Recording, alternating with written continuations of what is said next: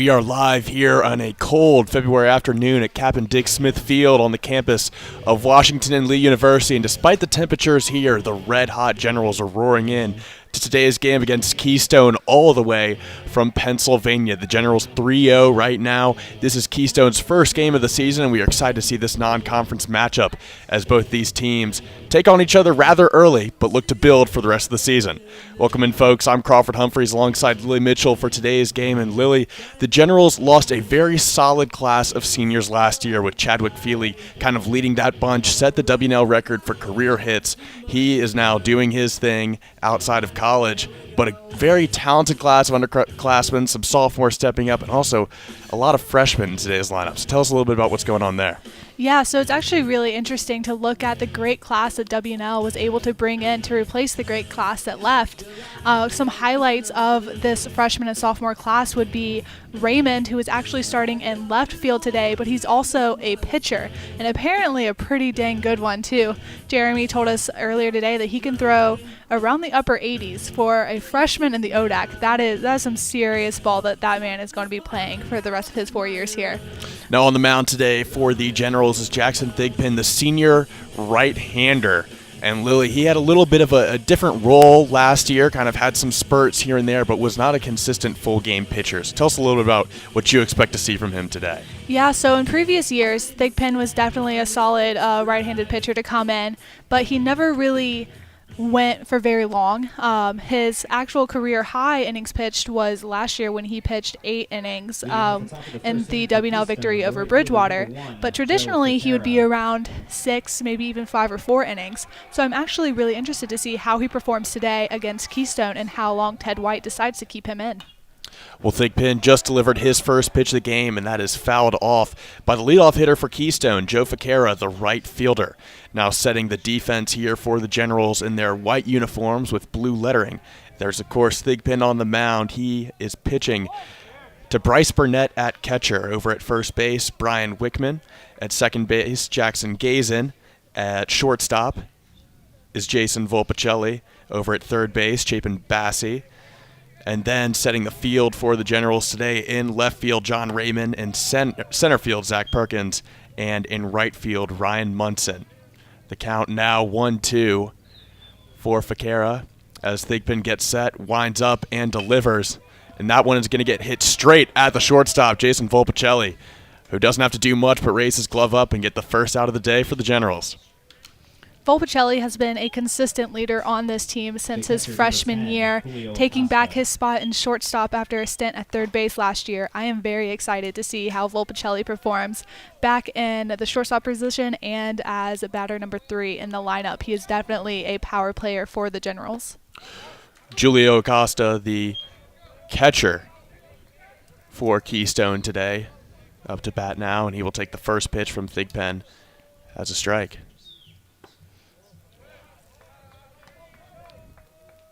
That one coming just a little inside there, so the count will even up at 1-1. Thigpen delivers, and that one is going to get chopped down the third base line foul. So the count will now roll to 1-2. And Thigpen getting in a little bit of rhythm early, but the play from his infielders so far has definitely assisted him.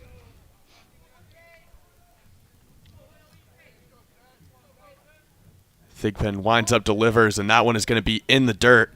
Burnett is going to throw that one to first, and Wickman unable to contain it in time. That one looked like it went straight in the dirt, unable to catch that one. So that will go as a runner on first for Keystone. Looked like Burnett was not really expecting that one to go low, and Thigpen losing control of that ball there. Something interesting about the Generals' first baseman, Brian Wickman, he actually is a walk-on sophomore. He joined the team last year as a catcher and then now has transitioned into first base. So according to Ted White, he plays first base like a catcher, which we kind of saw there when he couldn't quite make the pick, but still able to knock down the ball to prevent any extra bases from being taken. Wickman getting in the dirt, much like a catcher, like you said there, over at first base. Now the number 3 hitter for Keystone, Nick Carlini, the second baseman, facing Thigpen with an 0-1 count early. And that one straight down the middle from Thigpen for strike 2. Thigpen slowly getting his rhythm here. Again, a very, very cold afternoon at Captain Dick Smith Field. Temperatures hovering above 40. But, of course, once the sun starts to set, that'll change pretty quickly. Thigpen delivers. And that one inside. So that'll bring the count to 1-2. With Acosta still at first base.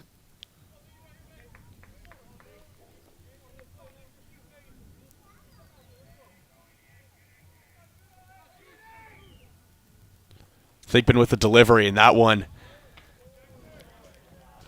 looks like it's going to be swing and a miss there for an out. So Thigpen's first strikeout of the day comes against the number 3 hitter, Nick Carlini, as Adam Kelly, the number 4 hitter, the left fielder, comes up to bat. But Thigpen, again, just a sign that his rhythm and confidence is growing in this game. As he faces the left fielder, Kelly, here.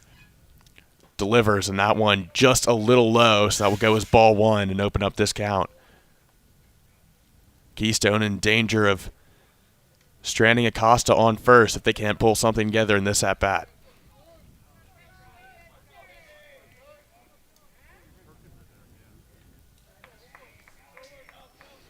And that play that put Acosta on first will be called as an error for the Generals.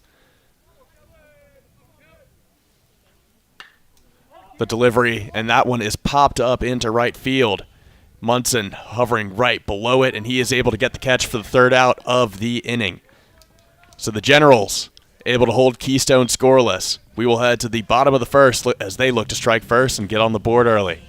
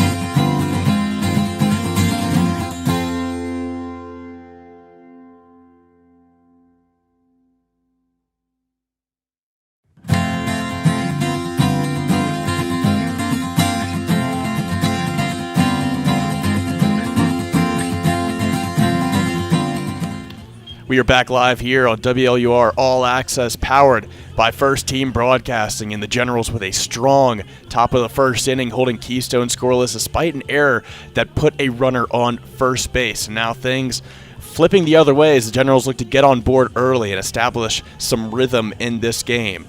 Now setting the defense here for Keystone, Sean Roberts, the right-hander on the mound. He is a junior with some experience coming into today's game, so definitely a battle of experienced pitchers between the Generals and Keystone today. He is throwing to Julio Acosta at catcher. Over at first base is R.J. Goldsberry. Second base is Nick Carlini. Shortstop, Bladen Strickland. And at third base, Keystone brings out Chris Hadsall, now setting the outfield. Adam Kelly in left field. Chris Amarati in center. And Joe Ficara over in right field. Jackson Gazin leading off today's game for the Generals, comes in with a .727 batting average after 11 at-bats in the first 3 games of this young season. That one looked like he attempted a bunt there, and it's going to be bunted foul. So an 0-1 count early for Gazin. But again, we talked about this before the game. Thigpen with solid first half inning of work. Strike out and then forcing 2 quick outs as well for the Generals. So good showing by him so far. Oh, absolutely. And that is a great half inning for the Generals to follow up with a great at bat. Hopefully for them, they can get on the board early and get ahead of Keystone, because Keystone was obviously swinging the bat pretty hard when they were at bat last half inning. So there's a lot of game yet to be played, but it is shaping up to be a good one. Good eye there by Gazin. He takes the pitch from Roberts low for ball one. So the count will even up at 1-1 as Roberts ready to deal again. And that one is going to be just outside once again. So a 2-1 count in favor of Gazin as the Generals look to establish a rhythm early and get on the board. Gazin gets set. Roberts moving pretty quickly here. And that one is going to be belted towards the shortstop, but it goes through the glove of Strickland as Gazin able to get over to first base. And a leadoff single to get things going for the Generals here. Always a good sign when your first batter can get on base. As my dad said, the first person gets on base, they're going to score. So for the Generals' sake, I bet they're looking for that early run against Keystone. Adam Kelly over in left field was able to scramble quickly and get that ball back into the infield, but not before Gazin able to use his speed to get over to first. So a leadoff man on base for the Generals as Zach Perkins, the center fielder, up to bat, and he will hit that one on the second base line, chopped it up there, and it looked like it was actually fumbled by the second baseman, Carlini. So he will advance to second after a wild play, but Gazin, as he tried to stretch his play a little bit and get to third, is called out. So that'll be the first out on the board for the Generals. Still a runner in scoring position, but Gazin putting the first out on the board there as he attempted to make an aggressive play and get to third base. Just a lot going on with that play.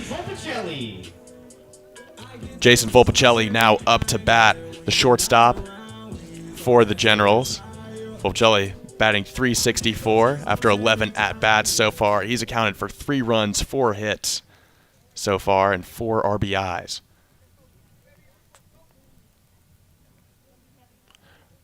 Roberts deals, and he's going to barely hit that one. And the play is going to be made at first base. So Roberts able to recover quickly. Volpicelli unable to make it to first in time as Goldsberry gets the out. However, Zach Perkins is now on third base. So a runner in scoring position with 2 outs on the board. Ryan Munson up to bat now for the Generals. And again, one of these guys that the Generals are going to rely on throughout this season, senior year.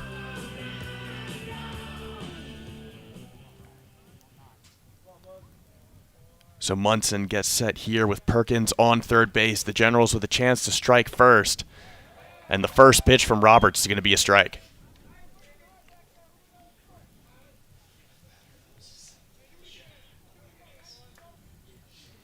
Munson, the senior, looking for one last successful campaign with the Generals. Still a young season, still a lot of time to go as Roberts delivers, and that one is outside, so the count will even at 1-1.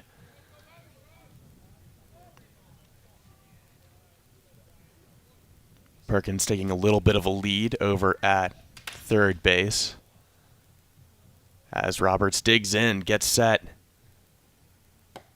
That one going to be outside as well, so 2-1 count now in favor of Munson.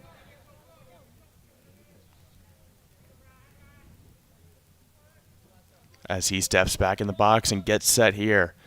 Big opportunity for the Generals here in the bottom of the first at Cap and Dick Smith Field. Roberts delivers, and that one is going to be hit foul back towards the bleachers, so the count will even up at 2-2. Munson doing a good job here with his judgment. See, adjusts his helmet, adjusts his hands on the bat, and gets set back in the batter's box.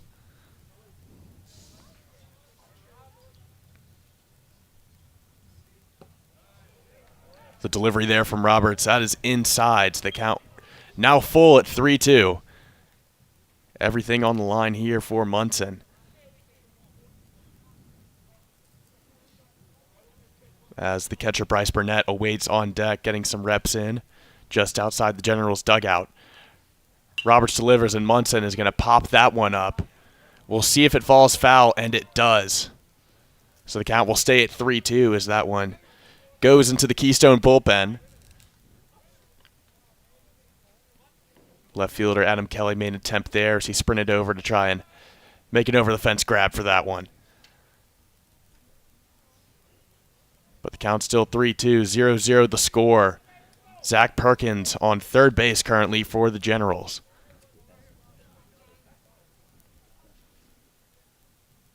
But all eyes on Munson as he swings and misses there with a good pitch from Sean Roberts to get Keystone out of the inning with no blood drawn. So the score will be 0-0 after one here at Captain Dick Smith Field. We'll be back after the break.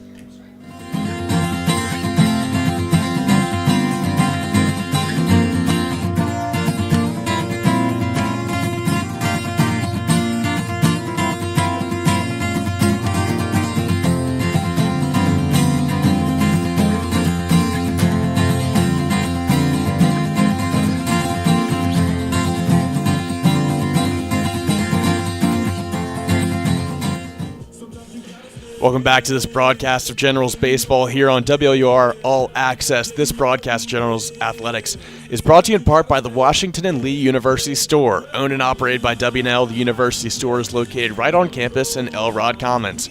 The store features a wide range of apparel celebrating W&L, including the Peter Millar Collegiate Collection, offering polos and sweaters for your game day style. If you're looking for workout gear, we have a variety of performance apparel from Nike and Under Armour. All proceeds go back to the Washington and Lee community, helping to fund athletic, alumni, and student programs. The store is open 7 days a week. Order online anytime at store.wlu.edu. Wolves currently scoreless here at Captain Dick Smith Field. The temperature continuing to drop, and the Generals and Keystone both looking to get things going here in the top of the second. Number 12, R.J. Goldsberry. R.J. Goldsberry, the first baseman, will lead things off for Keystone. Thigpen back on the mound after a solid first inning of work. One strikeout and a couple of two easy outs as he delivers this one to Goldsberry, who files that one over the bleachers. So the count will go 0-1 early in favor of Thigpen. But the Generals doing a good job so far of holding it down defensively. However, a disappointing bottom of the first, stranding a runner on third base. As that pitch low by Thigpen, so the count will even up at 1-1. Thigpen delivers, and a swing and a miss there. Looked like the ball was actually tipped back by Goldsberry. So the count will go 1-2. That one barely grazing the head of catcher Bryce Burnett.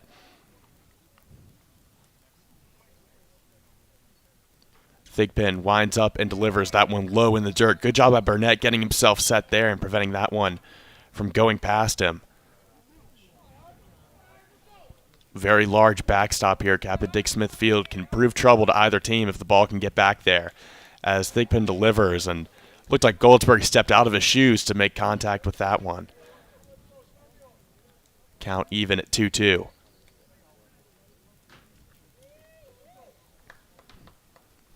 Thigpen working methodically here, winds up, delivered, and that one is going to be fouled over towards the right field side. That one going into the batting cage just outside the premises of Dick Smith Field. So we will reset things here with a 2-2 count. As Goldsberry gets set here in the batter's box. Thigpen awaiting a call from Burnett. He winds up and delivers to Goldsberry, who swings and misses that one. Took a hard chop there, and that ball went straight into the glove of Bryce Burnett for the first out of this second inning. So Thigpen continuing that momentum he set for himself in the first inning. Oh, absolutely. Both Thigpen and Burnett, the seniors on the field right now, really anchoring this young team and showing them that it's all about just throwing the ball and making the outs. Thigpen's first pitch to Vince Montone, the designated hitter today for Keystone, is in the dirt, and he's already awaiting pitch number 2. This one is going to be hit high in the infield by Montone, and going back for it is the first baseman Wickman, who is able to get the second out of this inning. So 2 quick outs for the Generals here as they look to close things out in the second, and once again trying to attack that scoreboard. However, standing in their way is Chris Hadsall, the third baseman, who is looking to get anything going here for Keystone in the top of the second inning as Thigpen winds up. And the first pitch from him is going to be called strike. That's right down the barrel, straight into the glove of Burnett at catcher.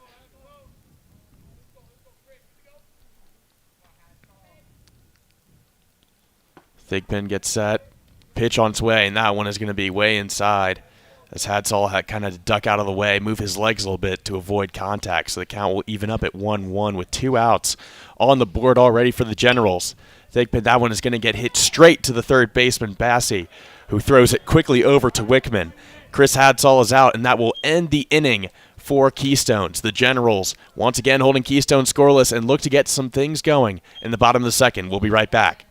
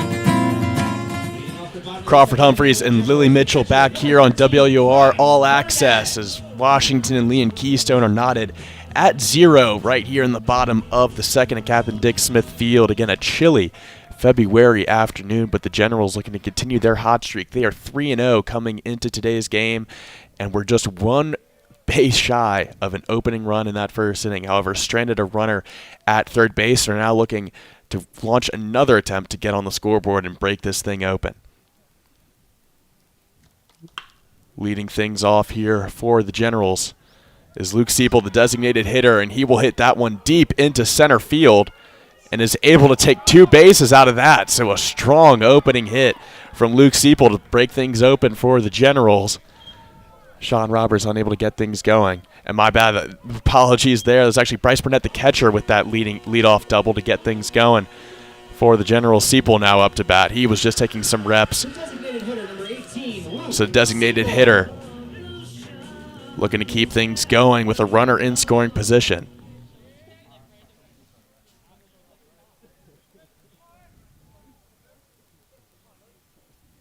Burnett taking a lead off of second base as Siepel gets himself set in the batter's box.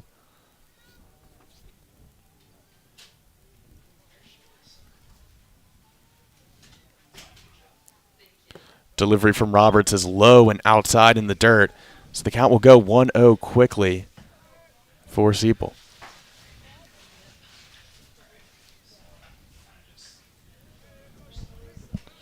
Roberts getting himself set on the mound, simultaneously checking Burnett's position on second. He's taking a generous lead right now, as that curveball there hangs outside just a little bit for Roberts. So the count will go 2-0 in favor of Siepel.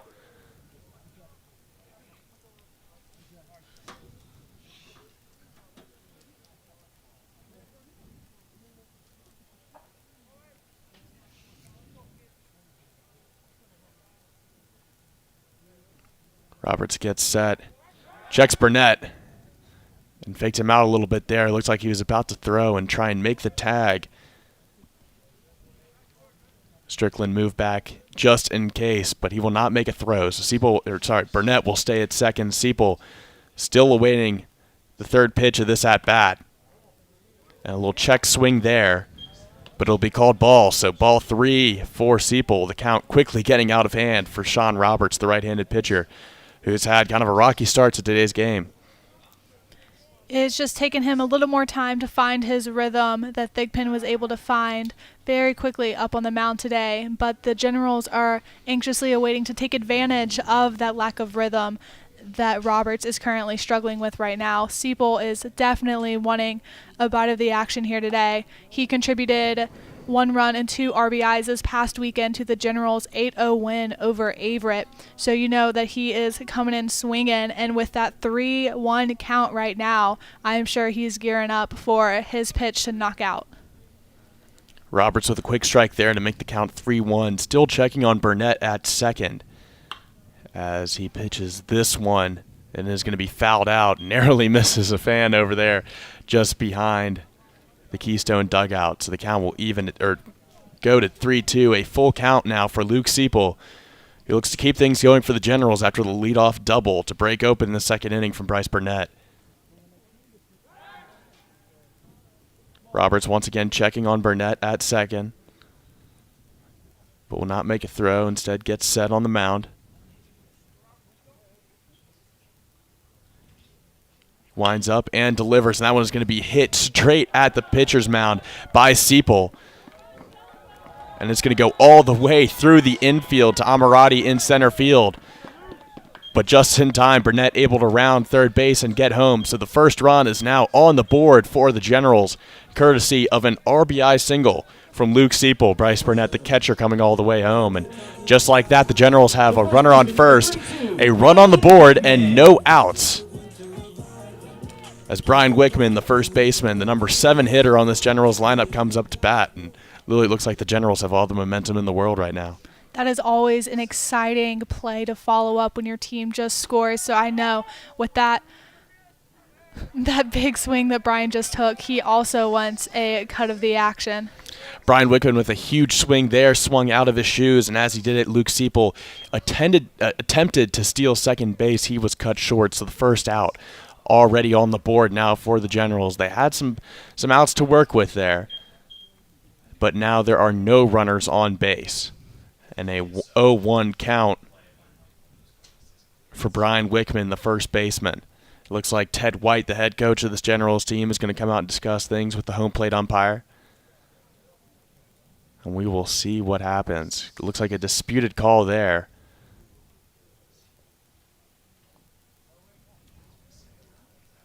Just wanted to confirm, so Seipel will be out. He looks like he trotted over to first base, waiting to see if things would be overturned after White's discussion with the home plate umpire. It will not be, so no runners on base. 1 out for Brian Wickman, the first baseman. And the curveball just hangs a little bit inside there for Sean Roberts. The count will even up at 1-1.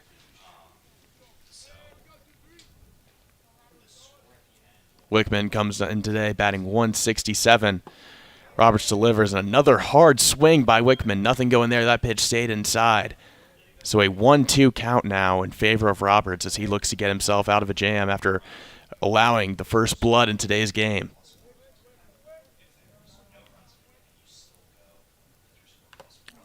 Roberts delivers, and that one looked like it tipped off of his bat, bounced off the catcher, and will go as a foul ball. So the count will stay 1-2 for Wickman. The first baseman, Wickman, 12 at-bats so far in this very, very young season. 1 run, 2 hits, and that 1 hit was a double.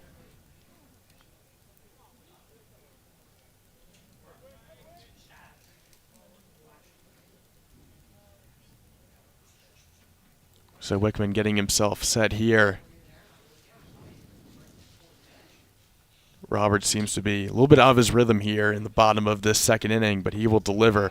And a swing and a miss by Wickman. So 3 swings out of his shoes caught Wickman there. And that will put the second out on the board for the Generals. Keystone doing a good job of stopping the momentum so far. The third baseman, number 36, Chapin Bassey. Chapin Bassey, the third baseman, and the number 8 hitter on this Washington and Lee Generals lineup up to bat now. So he looks to continue the run the Generals made earlier and get this thing back to the top of the order.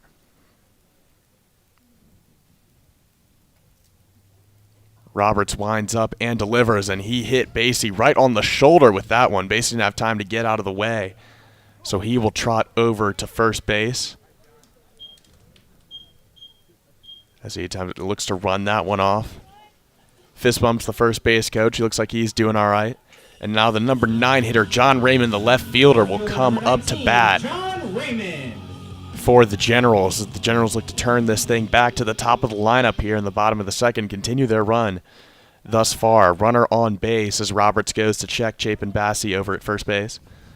So runner on first. 1-0 is the score with 2 outs in the bottom of the second here at Washington and Lee University.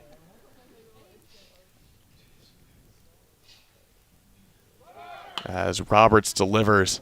And that one is going to be hit by Raymond to the shortstop, Strickland, who is able to get the ball to first in time. Goldsberry making an easy catch there. So a couple of quick outs after the initial strike from W&L. The score still 1-0, and we'll be back after this break with the third inning of play.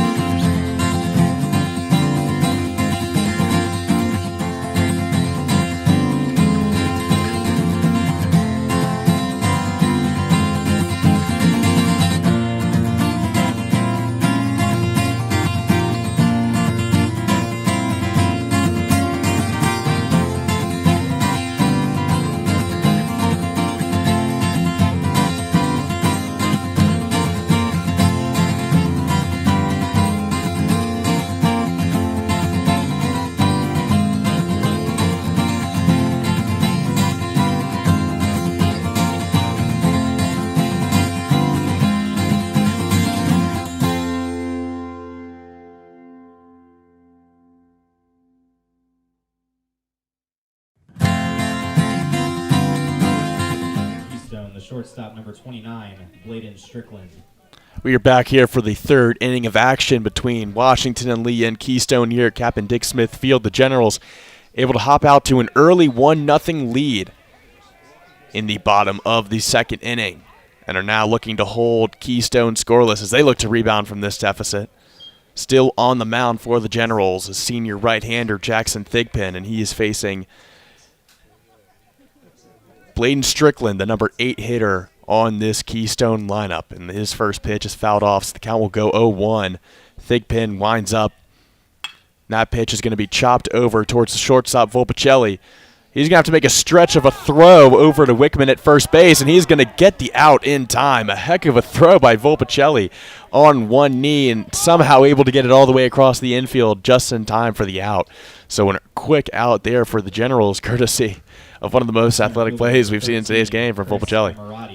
And I don't want to discredit Brian Wickman on that play either. Able to make that stretch in time, using all of his length to ensure that Strickland was out at first base. Great play all around for the Generals. That first pitch inside from Thigpen.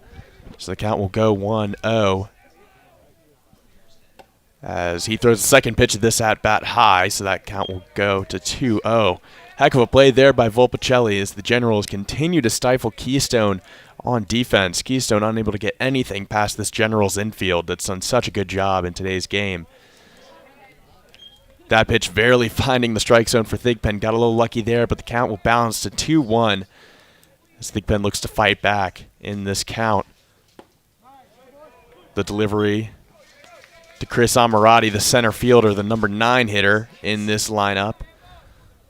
So the count will go 2-2 after that strike.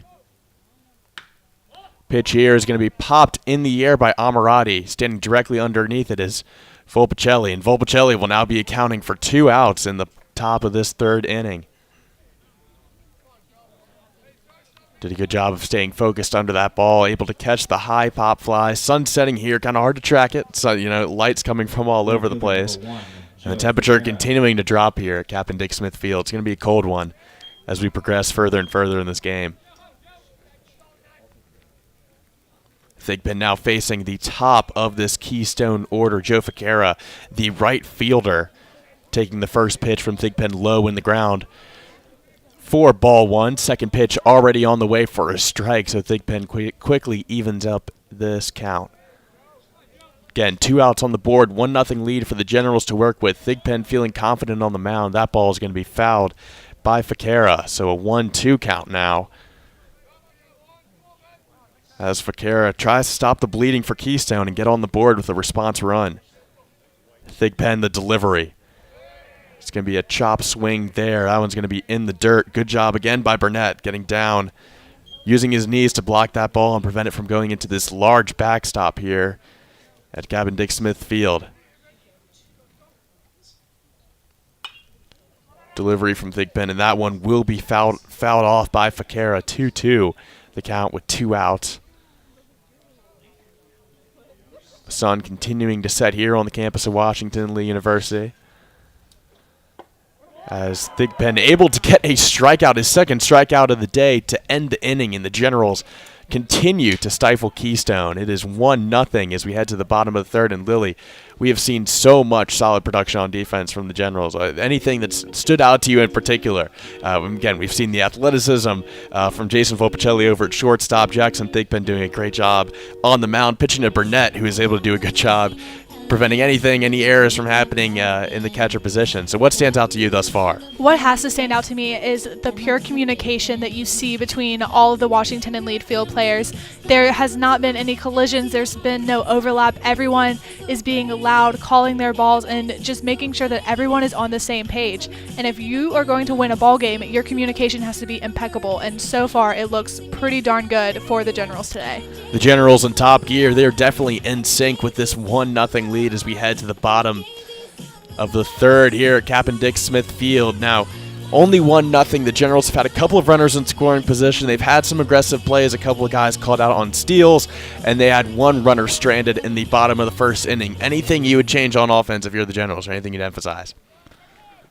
Honestly, I think for this early in the season, this early in the ball game, being aggressive is the best thing for the Generals. All of the players in the lineup are capable of swinging the bat, swinging it hard, and getting on base.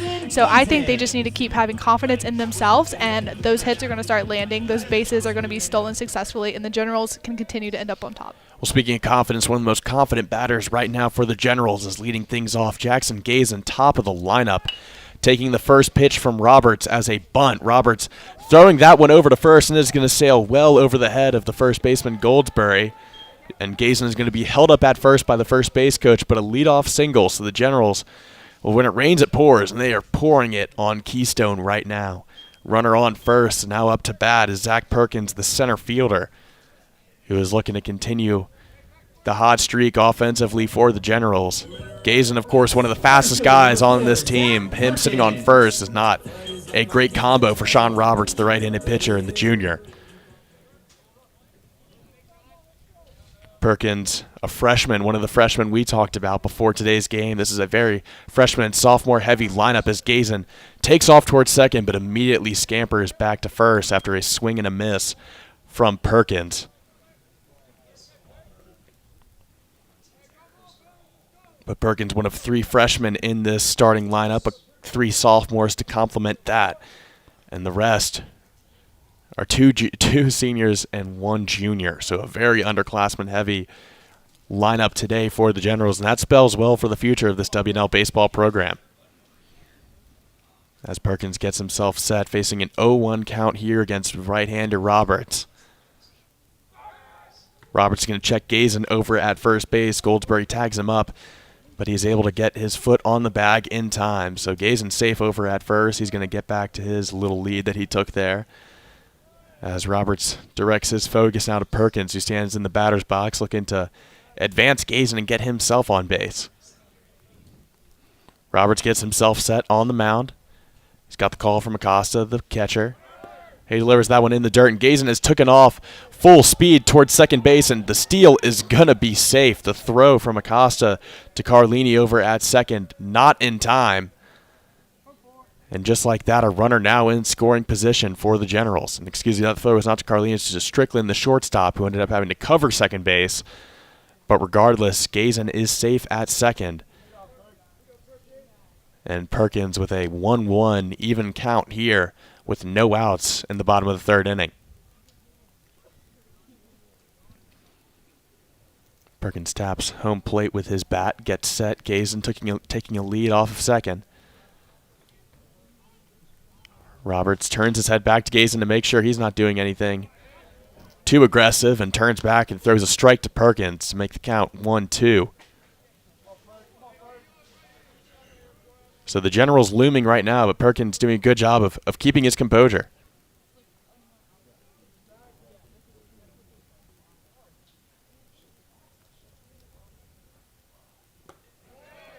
Perkins a swing and a miss there. Looked like he tapped that ball back to the catcher, actually grazed off his bat, so he will be out at first base. The throw from Acosta to Goldsberry in time. However, Gazen advances to third base, and he is 90 feet away from the second run of today for the Generals. The shortstop, number 7, Jason Volpicelli. And to make things even worse for Sean Roberts, the junior pitcher, now Jason Volpicelli up to bat, the speedy shortstop, one of the most athletic guys on this team. And he's looking to bring Gazen home in this at-bat to make things 2-0 in favor of the Generals. Roberts delivers that one straight down the barrel, not fazed by Volpicelli's presence at home plate. And that one straight down the middle for strike one.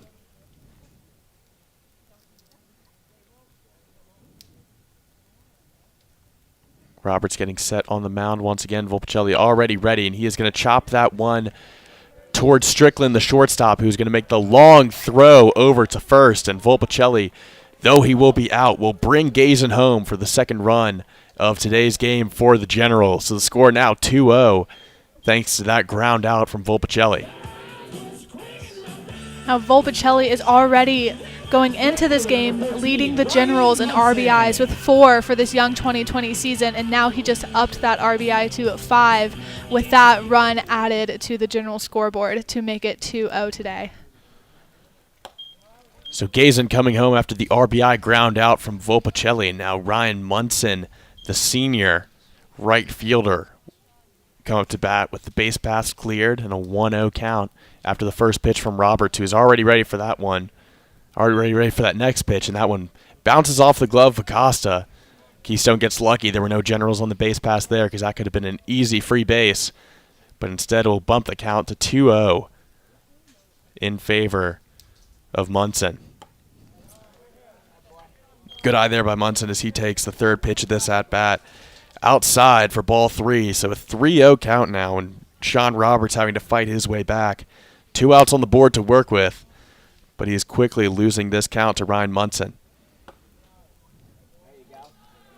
And a walk there as that one just outside of the strike zone. Couldn't get closer than that if you're Sean Roberts. That one flying just a little bit high, and Munson will take his place at first base. As Bryce Burnett, the catcher, he had that huge double to get things going in the bottom of the second inning. He will come back looking for more. Here in the bottom of the third, the Generals with a 2-0 lead now. 2 outs on the board, and now a runner on first in the form of Ryan Munson. But Burnett looking to advance the runners and keep this inning alive. Generals with their backs against the wall as Roberts delivers, and that one going to be tipped off the bat of Munson, so the count will quickly go 0-1.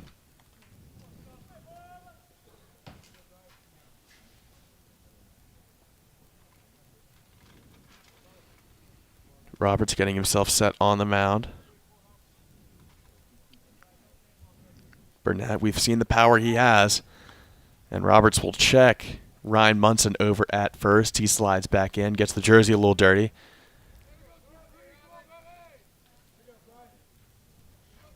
And Burnett getting himself set back in the batter's box with an 0-1 count and 2 outs on the board.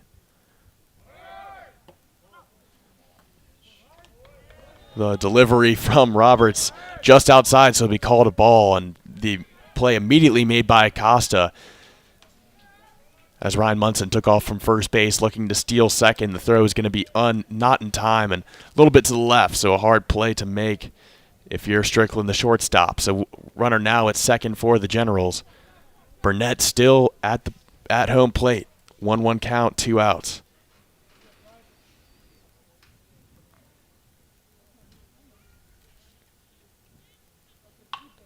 The delivery from Roberts, and that one is going to be hit foul down the third baseline by Burnett. So the count will go to 1-2.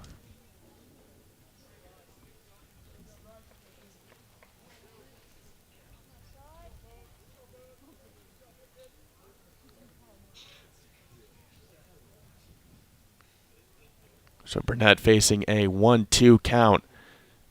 Ryan Munson over at second. Takes a hard lead there, and Sean Roberts can get out of his rhythm. He's going to have to reset here as he gets back in his pitching motion, gets set. The delivery is going to be low and in the dirt. And it's going to be thrown out. Acosta to Goldsberry for the third out of the inning. So the Generals once again stranding a runner in scoring position. However, pick up the second run of this inning, and the score is now 2-0 after 3 innings here at Captain Dick Smith Field.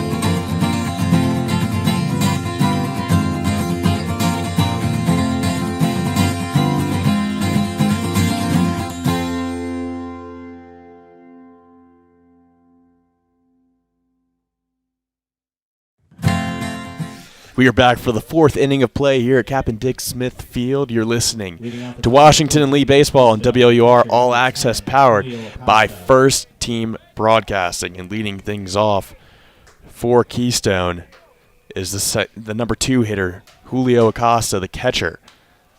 Keystone looking to climb back after falling in an early 2-0 hole, courtesy of a couple of short spurts on offense from the Generals in the second and third innings. And Acosta is going to hit that one foul towards the Generals' dugout, so the count will go 0-1. Jackson Thigpen out for another inning of work, and he is going to continue right where he left off in the bottom of the third. In the top of the third with a straight down the middle pitch for strike 2. That one going to be low and in the dirt. A good eye there by Acosta, who let that one sail past him. The count will go 1-2 now. And Acosta once again swinging hard there. He's going to chop that one foul. So the count will stay 1-2. Sun continuing to set here on the campus of Washington and Lee University. Of course, we'll see how that impacts the players here. The field lights have come on. And the count is 2-2 after that one in the dirt from Thigpen, losing some control in these last couple of pitches. Thigpen, the delivery to Acosta, just catches the edge of the strike zone, bottom corner there. And the first out is now on the board for the Generals. And Thigpen, you can't say enough about his production in today's game. You could just see Thigpen's confidence when he steps out onto the mound. The little bit of time that he takes in between pitches just shows you that he is up there. He is ready to keep going, and he doesn't want to give these batters any time in between pitches to think about what may be coming. Thigpen staying in this rhythm as he faces number 3 hitter Nick Carlini, the second baseman. That one going to bounce off the glove of the catcher Bryce Burnett for the first ball of this at-bat. So 1 ball, no strikes, 1 out, 2-0 lead for Washington and Lee here in the top of the 4th inning. And Jackson Thigpen, the senior right-hander, with a solid 3 innings of work, looking to continue here in this 4th inning with a strike there. 1-1 the count now for Carlini, the second baseman. Carlini going to hit that straight over to Chapin Bassi at first base, and he will get that over to Brian Wickman third base, and he will get that over to Brian Wickman at first base just in time for the second out of this inning. So Carlini unable to beat that throw over to first. 2 outs now on the board for Keystone, who is quickly letting this game slip.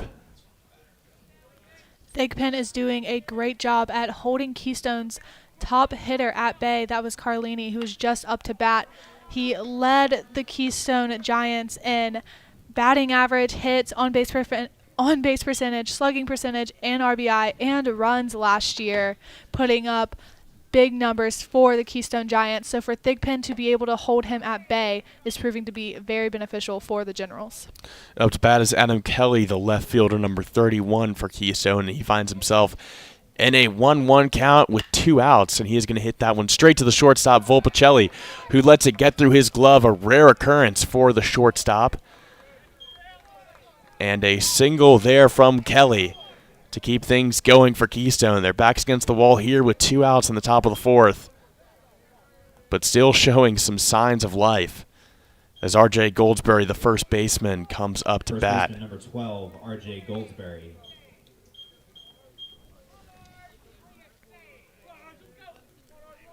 Still no action in either bullpen. Head coach Ted White still confident Thigpen's pitching right now, and who wouldn't be? After that ball goes low for ball 1 of this at-bat.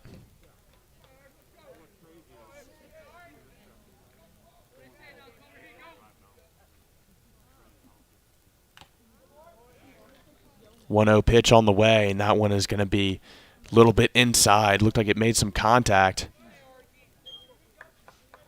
But it's actually going to be called strike there because it's a swing and a miss from Goldsberry. Looked like a little check swing. They're going to say he went after it. And the count will even up with 2 outs here in the top of the 4th. Thigpen winds up. This one pops straight in the air, right under it. You guessed it, is Jason Volpicelli.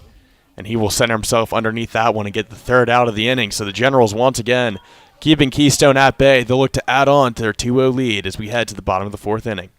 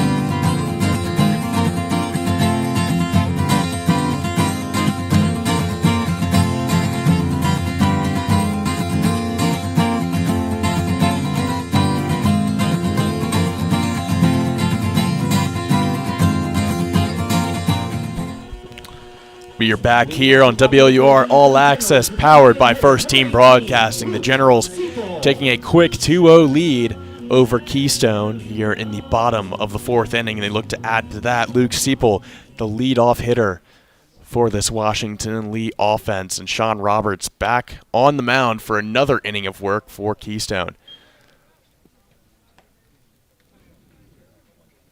First pitch from Seipel is fouled over the bleachers behind home plate, and it looks like there is some action warming up now in this Keystone bullpen as they look to stop the bleeding and stop this Generals run. The second pitch from Roberts to Seipel is in the dirt, so the count will even at 1-1.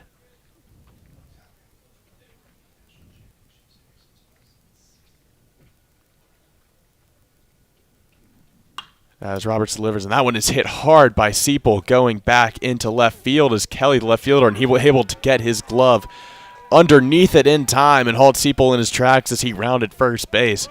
So that's the kind of play that Keystone needed to get themselves back in this game and keep the Generals at bay.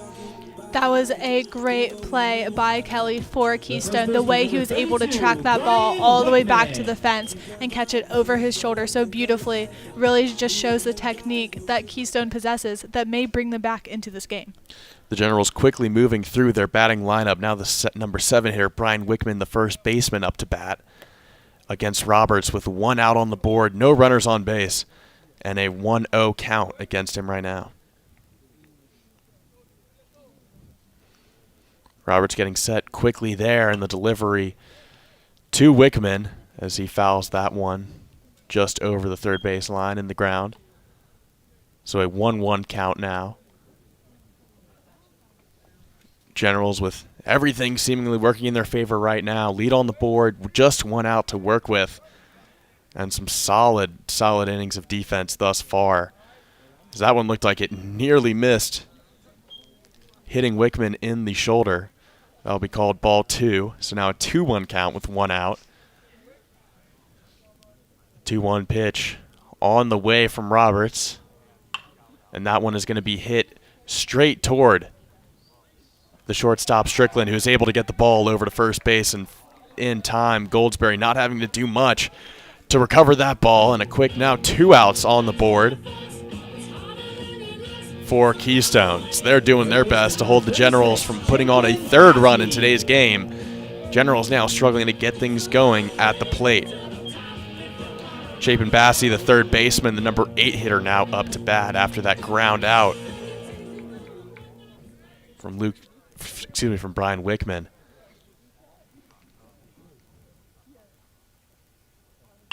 Bassey will hit the first pitch he sees from Sean Roberts over to the second baseman Carlini, who just has to flip it over to Goldsberry at first for the 3rd out of the inning. So after 4 innings of play, the score remains 2-0 in favor of the Generals. Generals off to a hot start here, and Lily, it seems like everything is clicking right now, despite that tough inning behind the plate for the Generals. What have you seen so far? I agree with you. Like I mentioned before, the communication between the Generals out on the field, how they're making those plays, giving each other space to do what they do best, but also you have the leadership of Thigpen and Burnett, and also Volpicelli in the shortstop position, who is definitely a leader on this team, but also allowing the other players to also make some plays and get in on the action. All in all, they just look very cohesive, and it looks like a team that can go pretty far in this season. I know it's too early to tell exactly yet how they will do, but from what we've seen today, I think that would be a great prediction.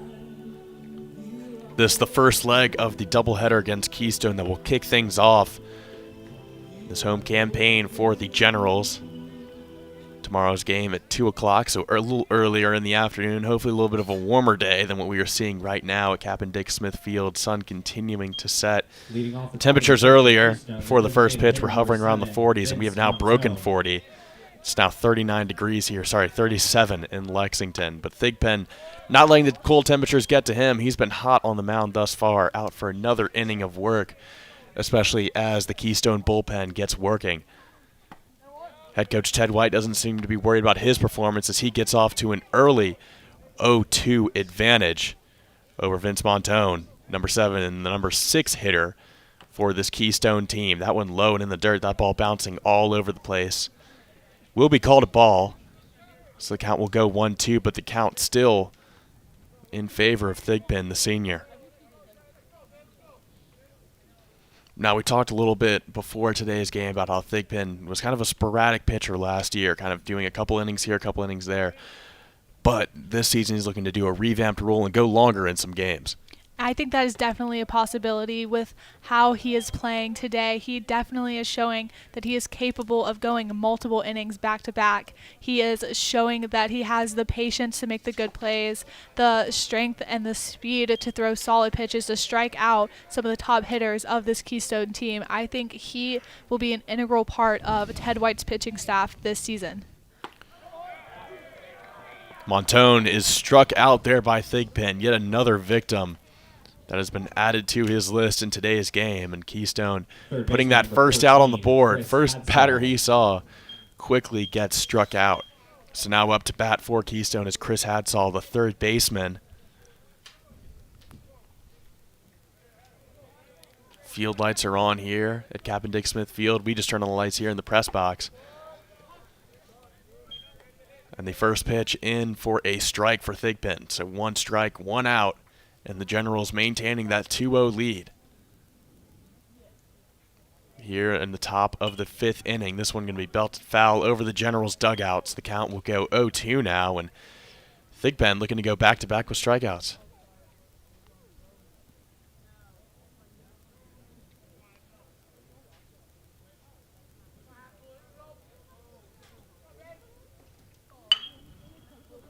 That ball by Hadsall is going to be hit over to the 3rd baseman, Bassey, who is looks like he's able to get the throw in time to Brian Wickman over at first base. So 2 outs now on the board.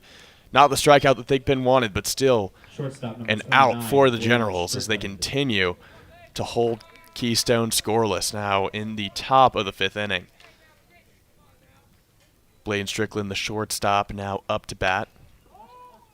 And he is going to hit this one into center field. Underneath it is Perkins. And he will get the third out of the inning. So three up, 3 down for Keystone in the top of the 5th. We will now head to the bottom of the 5th inning as the Generals look to extend their lead.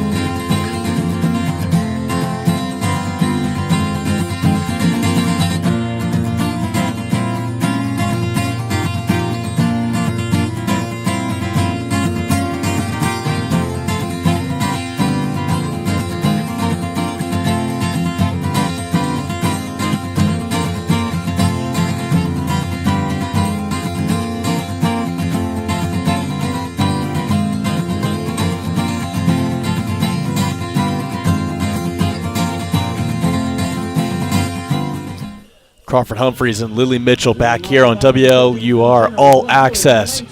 Generals baseball team up 2-0 on Keystone as we head to the bottom of the 5th inning, and leading things off for the Generals is the number 9 pitcher, bottom of the lineup, John Raymond, the left fielder. And he'll take the first pitch from Sean Roberts for a strike. We'll see how much longer Roberts remains on the mound here for Keystone as some action begins to occur in their bullpen. Second pitch to Raymond is low and in the dirt. But a check swing that they said went through there, so an 0-2 count now against Raymond.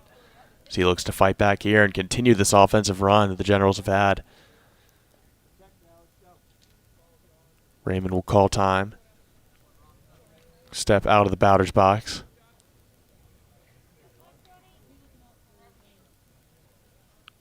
Now get back in and get set. The 0-2 pitch from Roberts is on the way for a quick strikeout. So Roberts now starting to find his rhythm, get some confidence on the mound as he strikes out the bottom of this Generals lineup. Now we will go back to the top. Jackson Gazin, the second baseman, up to bat as he looks to put another run on the board, or at least get on base after that quick strikeout of Raymond. Roberts delivers the first pitch to Gaze and is going to be outside for ball 1. We've seen, though, some solid production at home plate from Gazin today.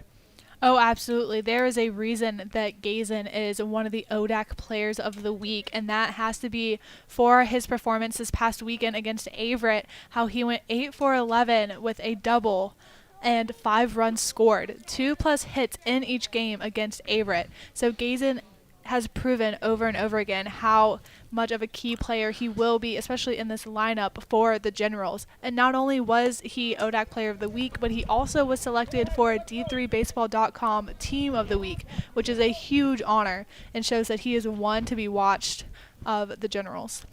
Roberts in danger of walking Gazin here, and he will. 4 straight balls. That one going high on the strike zone, and so Gazin will take his place over at first base. The accolades keep rolling in for the Baltimore native, who did not start initially during his freshman year, but worked his way into the starting lineup, had a solid second half of the season, and was an obvious choice to start here at second base for Ted White. So he takes his lead over at first, and now Zach Perkins, the center fielder, up to bat. And he will hit that one into left field. Going after it is Kelly, and he didn't have to do much, did not have to move from where he was standing. So Gazin will hold up at first base. That's now 2 outs on the board for the Generals here in the bottom of this 5th inning. Jason Volpicelli, the shortstop, now up to bat. We've talked a lot about his athleticism and his heroics over at the shortstop position in the infield. However, has not had the strongest day at the plate thus far. One thing about Volpicelli is historically he is able to make those timely hits when they mean the most. So whether that is now in the bottom of the fifth or later in this game, I expect to see some big moves from Volpicelli from the batter's box. 2 outs on the board. Volpicelli with his back against the wall here as Gazin takes off from first base. The throw from Acosta is in time for an out, and a crazy jumping catch by the shortstop Strickland. Looked like he jumped out in the air, able to reach his glove down and catch Gazin as he slid into first base. Gazin walking off slowly, hits his helmet. Doesn't understand how that one was called an out, but it is, and that is 3 up, 3 down. Or excuse me, yeah, that's 3 outs for the Generals there. I forgot about the walk with Gazin, but Gazin just in shock there about that call. So that will end the 5th inning of play. And the Generals feel like they got robbed a little bit after that call. That is definitely a call that Keystone had to been waiting for. Finally, a call goes in the way of Keystone, so maybe they can ride that momentum, that energy of getting a call in their favor and maybe produce some hits. If Thigpen continues throwing the way he's been throwing, I don't know if that energy will last much longer, but if there's any wave to ride, it'll be that one for Keystone. Keystone getting a lucky break there. We'll see how that results in the 6th inning, as they still face a 2-0 deficit. Some more action going on in the Keystone bullpen. Unable to tell who it is because all players are wearing sweatshirts with the cold temperatures here at Cap and Dick Smith Field. Sun continuing to set. You can see the Blue Ridge Mountains through the trees here and a little pink sky just in the outfield, just over the outfield. Feed lights are on. The press box lights are on, but the Generals are still remaining hot here in the top of the 6th inning. Thigpen out for another inning of action, and he will be pitching to the number 5 hitter, the catcher, or excuse me, number 9 hitter, the center fielder, Chris Amarati.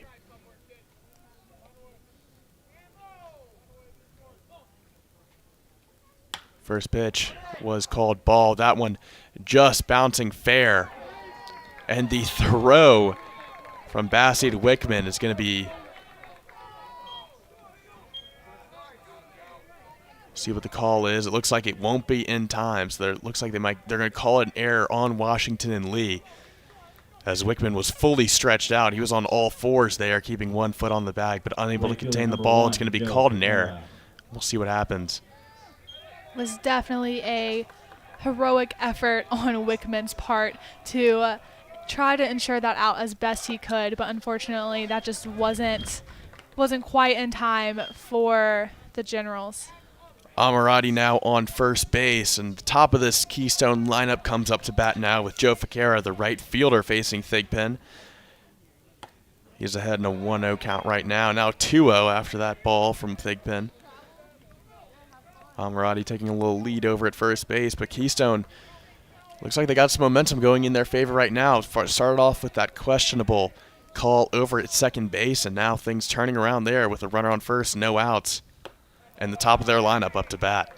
I definitely agree with you, Crawford. Keystone just in general, they needed that boost of confidence, and we see they have been swinging the bat. They have been trying hard to get on base, and maybe now they have managed to crack the Generals' defense ever so slightly and are trying to wiggle their way in there to close that 2-0 lead that the Generals have. Thigpen trying to right the ship against Ficara, trying to fight back in this 3-1 count. That one going to be hit straight up the middle by Ficara. Covering it is Volpicelli, the shortstop, and he gets the throw and turns it double play as Volpicelli steps on second, able to get the throw over in time to Wickman. So now 2 outs on the board, and the Generals can take a sigh of relief. All that talk about all the momentum that Keystone was getting just for Volpicelli to turn a double play there. And that shows not only how athletic this Generals team is, but also how smart they are in knowing those heads-up plays right there. It's easy to get rattled when the team you're facing is beginning to get runners on base and beginning to have calls go their way. But that shows the confidence and the security that Volpicelli has in his team also, that he is able to make those plays. Thigpen turns things around and now has 2 strikes of his own, so he is ahead 0-2 against Julio Acosta, the catcher, the number 2 hitter on this Keystone roster. And Acosta will call time here as the Keystone quickly had their hopes dashed of a big run here in the top of the 6th inning.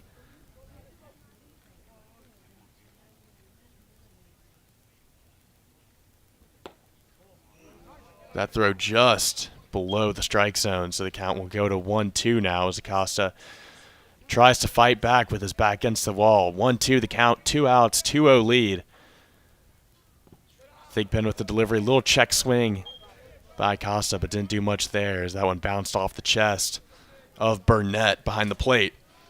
So the count will now go to 2-2, 2 outs. All things even here between Thigpen and Acosta. And this one is going to be popped straight up. Going after it is Gazen, the second baseman. He's going to let that one fly into the outfield, and right underneath it is Munson over in right field. So the Generals quickly dashing the hopes of a little comeback from Keystone. The double play from Volpicelli, and then that pop out that is caught by Munson.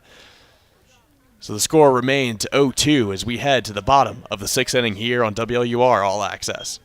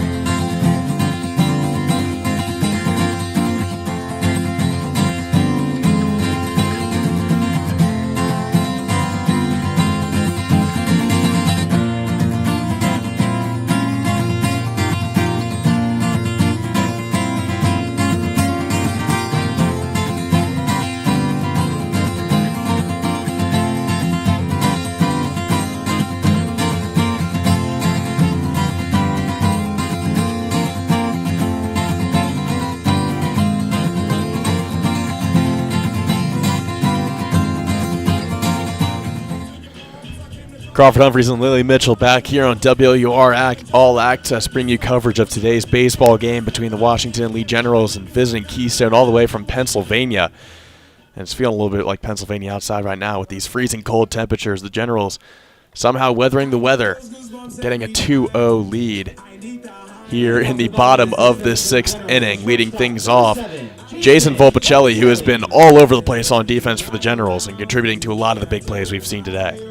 I feel like Volpicelli is one name that we will continue to be saying throughout this game and the entire season. He has proven himself over and over again to be such a key player, both in the box and out on the field. Now, I know his performance today may not seem like it, but like I said before, I am waiting for him to get that timely hit that shows just how good he is with the bat. Sean Roberts remaining in the game as Keystone continues to keep some guys in the bullpen warming up. And the count is 1-1 for Volpicelli. First pitch was a strike, but that one outside for ball 1. Another ball there by Roberts. So a 2-1 count here for Volpicelli as he looks to add on to this Generals lead in the bottom of the 6th. They have not scored since the bottom of the 3rd inning. A big swing and a miss there as Volpicelli took a hack at that ball, and the 2-2 count now as things even up. Generals, though, have room to get aggressive. No outs on the board, a 2-0 lead, and seemingly all the momentum in their favor at this point in time. Roberts gets set. The delivery is going to be low. A little bit of a check swing there from Volpicelli, but he held up. So now a full count here for 3-2 with a 3-2 count.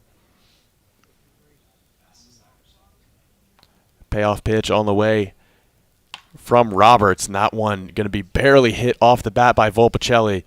Strickland scoops it up and is able to get it to Goldsberry at first base in time for the first out of this inning. So a big swing there by Volpicelli, but the ball didn't really come off that well, just barely sputtering past the pitcher's mound, and that's an easy out at first base for Keystone. Now Ryan Munson comes up to bat with 1 out on the board, and Munson had himself a day so far. Yeah, I definitely agree. Besides his great catches out in right field, so far he just has had a strikeout and a walk. So I bet he is anxious to get his bat on the ball and hopefully make some things happen out there for the Generals. Yeah, not the best day at the plate so far, but Munson and this entire Generals defense having themselves a day, and Munson has been heavily relied upon over in right field. Had a couple of big pop fly catches to end some innings and end any hopes from Keystone of coming back in this game in earlier innings. He now gets a even count here against Sean Roberts with a 1-1 on the board and 1 out. It's a 2-0. Still the score here for the Generals at Captain Dick Smith Field. The sun basically almost set here in Lexington, Virginia. And now this count begins to shift in favor of Munson, 2-1 after a low outside pitch. Roberts has been struggling with his control for most of the day. The delivery here, and that one is going to be belted into right field, but it's going to fall foul right by the Generals' batting cage. So 2-2 now the count as things even up for Munson with 1 out on the board. And Roberts needs a strike here, some heroics by his infield. He's looking to shut down any possibility of the Generals adding another run to their lead.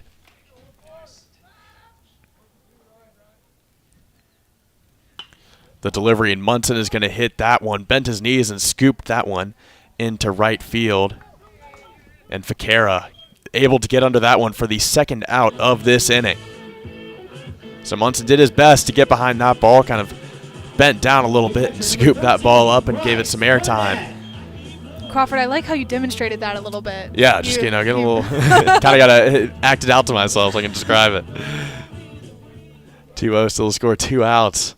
And now up to bat is Bryce Burnett, the catcher, who has been doing all sorts of work behind the plate today, making sure nothing gets into this rather large backstop at Captain Dick Smith Field. If a ball gets lost back there, it's almost certain to be a free base for whatever team is on offense at that point.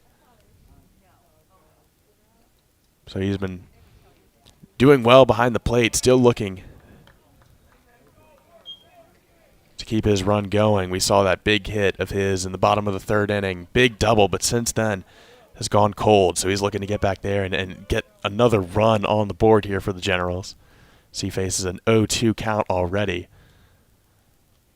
As Roberts looks to end the inning here, that one's going to bounce off the glove of his catcher for ball 1.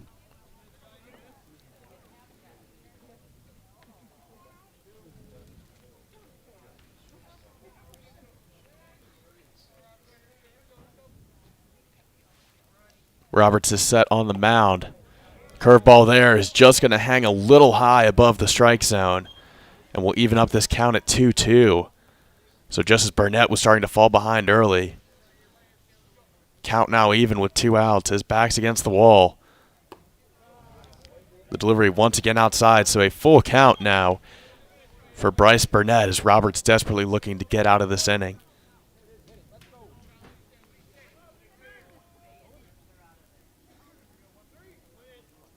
Gets the signal. Roberts with the delivery, and Burnett is going to ground that one straight to the shortstop Strickland, who is able to toss it over to Goldsberry in time.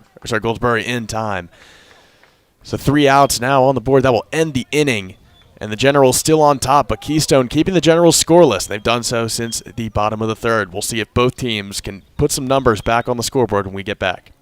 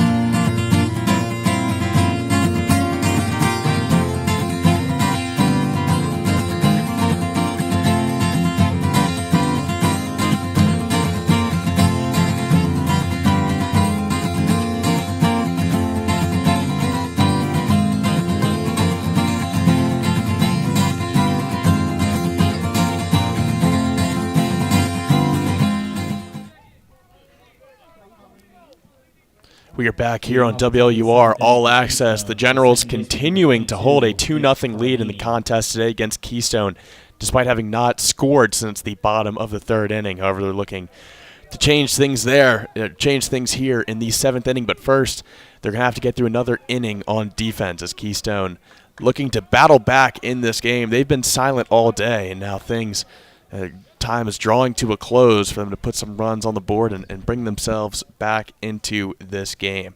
Leading things off here in the seventh is the second baseman, Nick Carlini. And Carlini is going to have a 1-1 count for the first two pitches of his at-bat.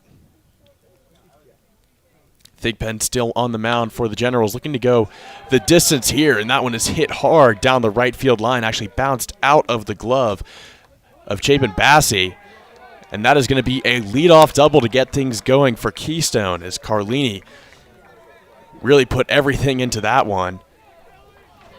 And is going to try and bring Keystone into this game as Adam Kelly, the left fielder, the number 4 hitter on this Keystone lineup, comes up to bat.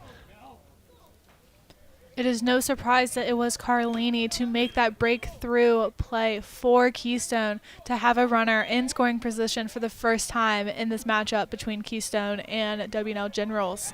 So let's see if Keystone will do anything with this opportunity or if Thigpen can shut them down like he has for the past several innings. Thigpen with the delivery there to Kelly. That one's going to be above the strike zone for strike one.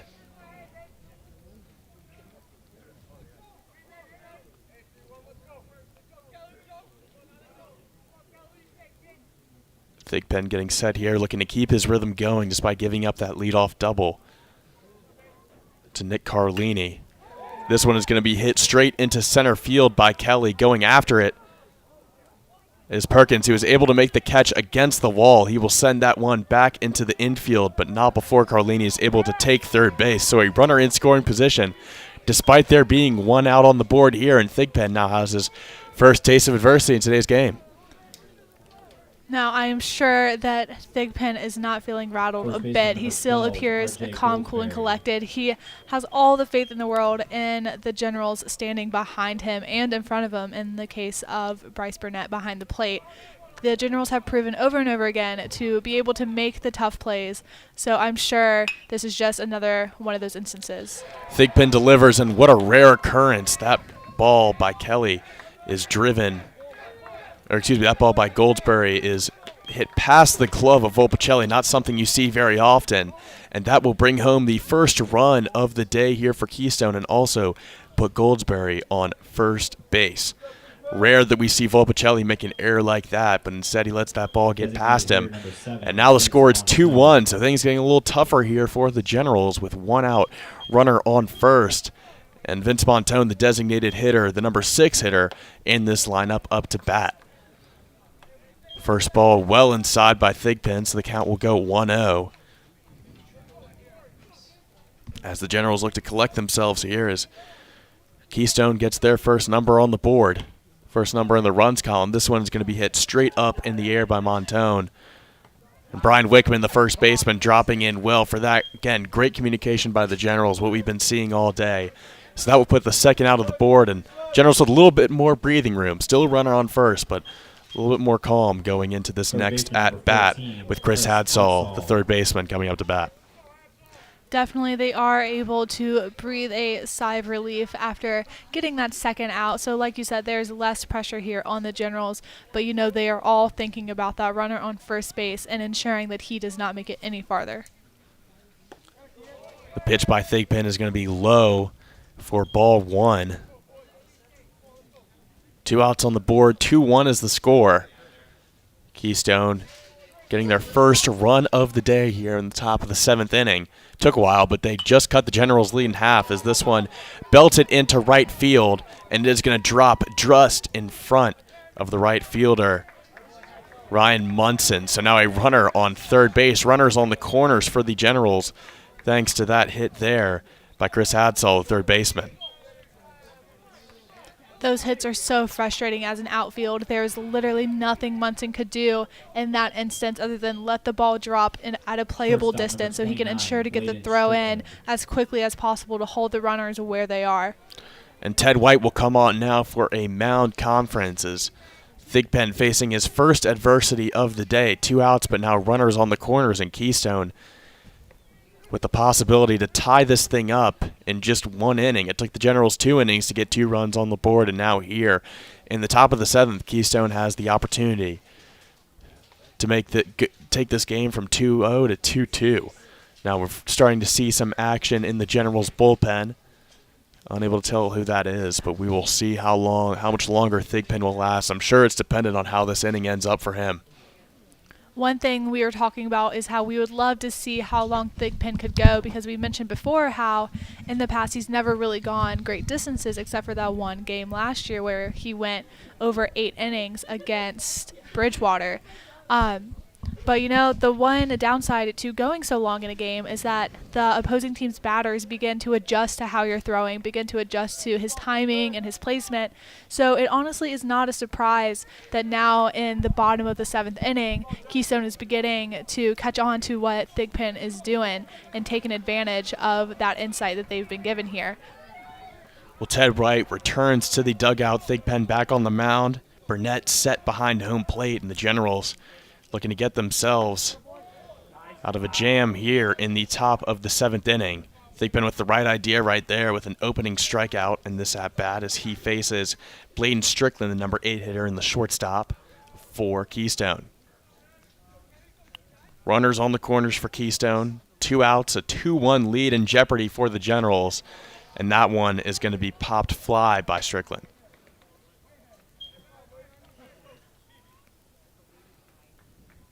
So now an 0-2 count.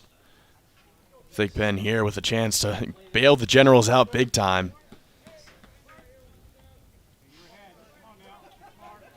Field lights completely on, and night sky begins to set in here in Lexington, Virginia. Thigpen is set. Strickland is set at home plate. Delivery, and that one is fouled straight back into the net behind home plate. So we'll keep the count at 0-2 with 2 outs.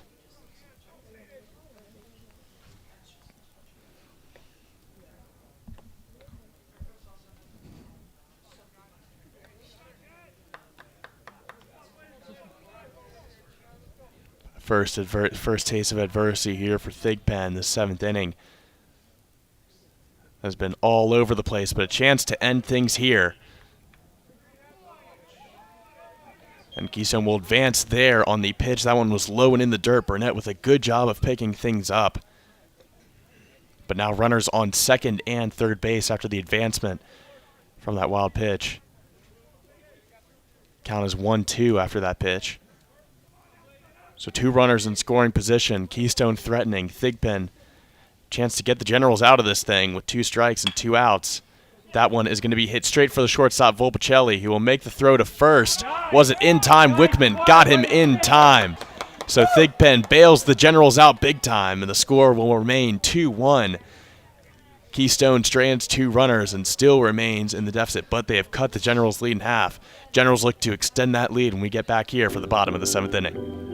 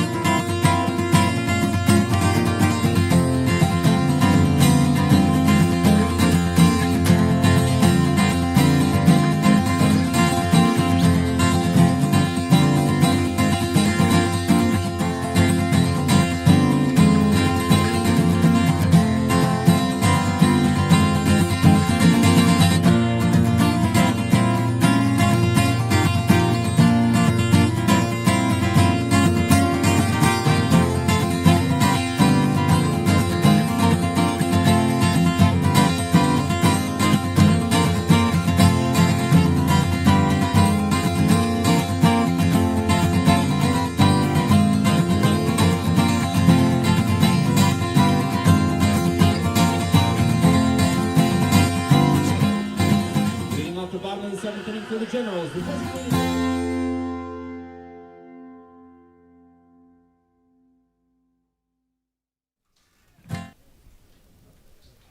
Back here on WLUR All Access, Crawford Humphreys and Lily Mitchell bring you coverage of today's contest between Washington and Lee and Keystone. W&L got off to an early 2-0 lead. However, top of the 7th inning, Keystone able to cut that lead in half. The score is now 2-1. They stranded a pair on 2nd and 3rd, but the damage was still done, and the Generals now looking to get their lead back.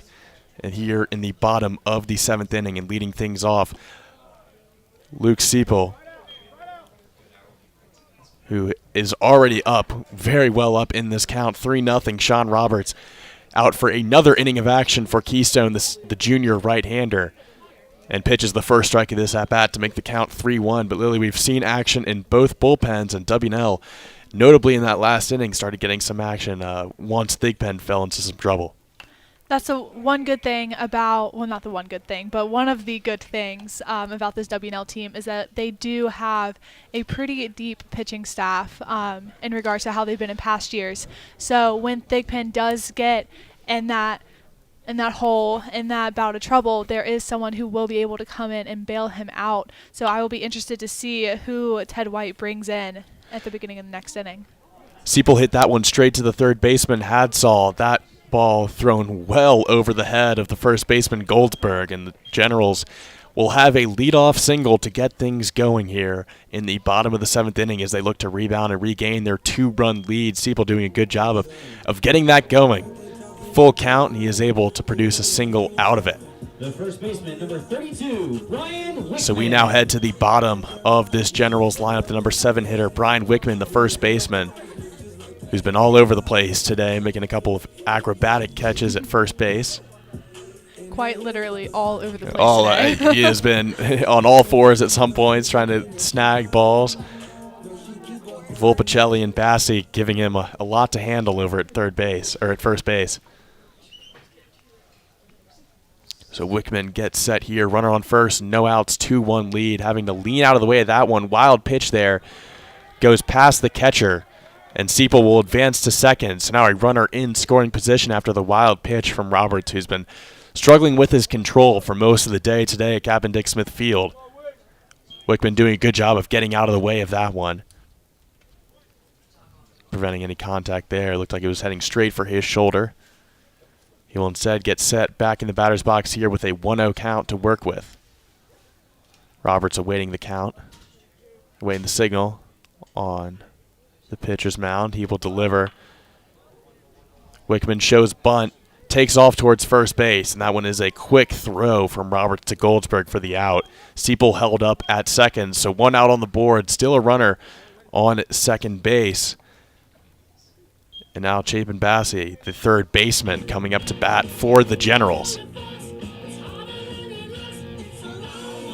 The third baseman, number 36, Chapin Bassi. Generals have already stranded a runner at third base today, looking to prevent another runner in scoring position being left on the base paths, as Siepel takes a generous lead over at second base.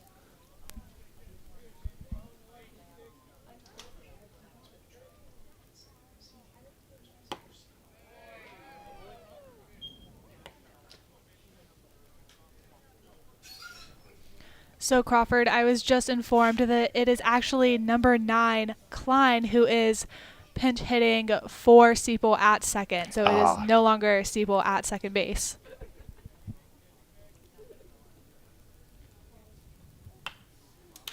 That ball is going to be hit by Bassi over towards the second baseman, Carlini, who's able to drop it off to Goldsberg at first base rather quickly for the second out of this inning.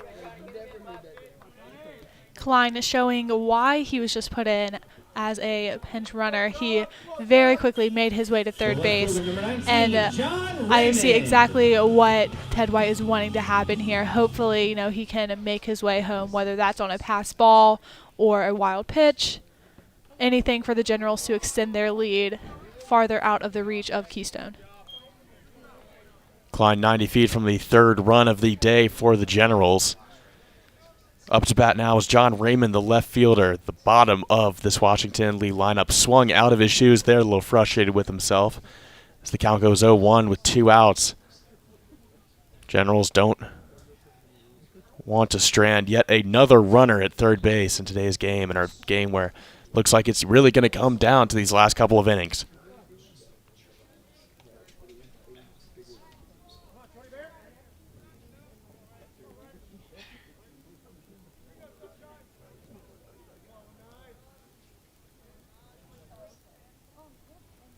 The delivery from Roberts to Raymond, who ducks out of the way at that one.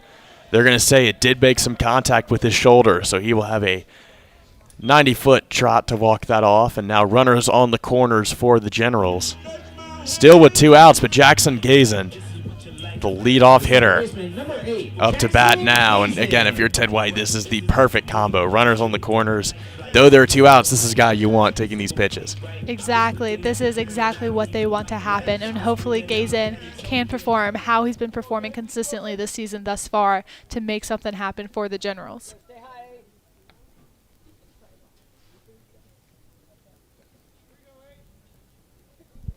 Roberts getting set on the mound. Acosta taking off his helmet to tell him a few things, getting back in position and getting set as Gazin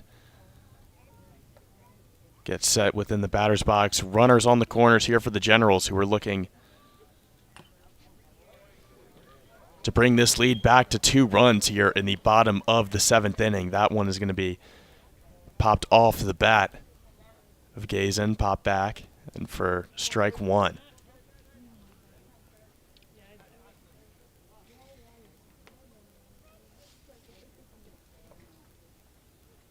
And now a mound conference here for Keystone.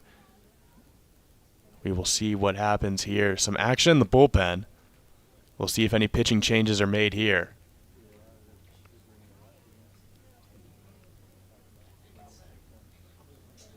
Gazin awaiting here. And again, this is also a perfect time for a mound conference if you're Keystone, because you're just interrupting Gazin's rhythm at this point. You know, making him take some reps, take some practice swings, just making him as uncomfortable as possible here in this situation where he has the opportunity to restore this lead.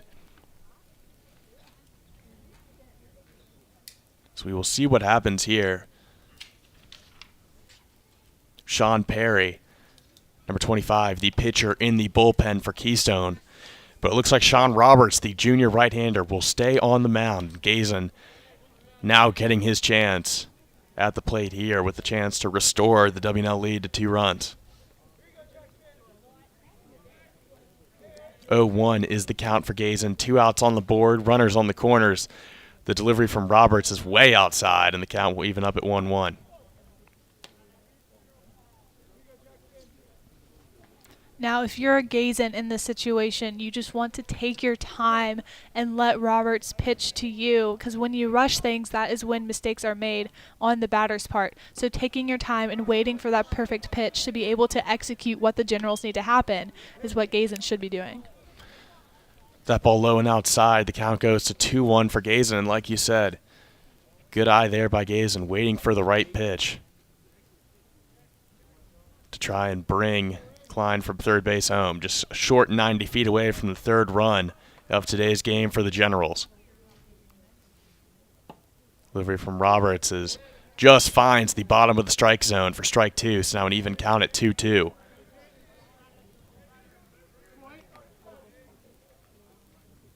So now with 2 strikes and 2 outs on the board, we'll see what Gazin does in this pitch.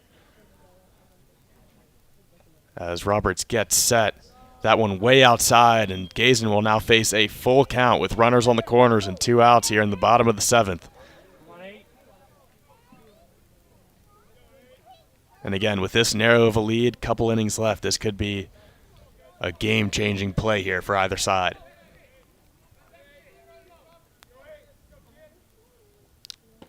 Roberts delivers and just catches the edge of the strike zone. So Jackson Gazin is struck out by Sean Roberts to end the 7th inning, in the Generals' hopes of extending their lead our dash as they strand a runner on third base once again. Well, after 7, the score is 2-1 here at Captain Dick Smith Field. The Generals once again unable to come up and have not scored here since the bottom of the third inning. They will look to keep their lead intact and hold Keystone at bay when we get back here for the 8th inning.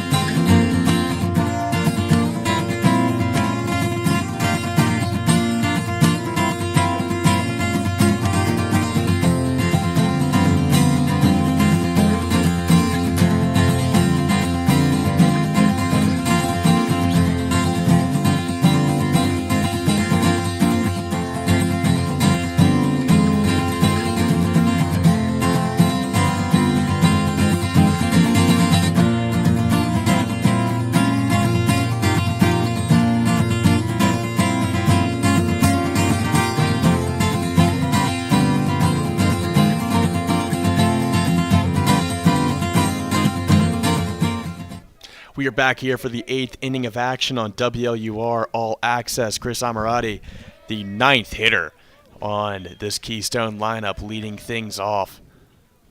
Thigpen reaching some pretty high numbers in his pitch count right now. You have the live stats up right now. And what are you seeing right now with some action in the bullpen? So Thigpen just threw his 92nd pitch of the evening. Granted, we are in the top of the 8th inning. However, he is getting dangerously close to an area that he does not want to reach pitch count-wise, with several games coming up in the next week and weekend. So with Peyton McCann warming up in the bullpen, I think Ted White is thinking very hard about when exactly he is going to pull Thigpen and allow McCann to take over. Amirati with an even 2-2 count here against Thigpen, and Thigpen has had a solid outing thus far for the Generals.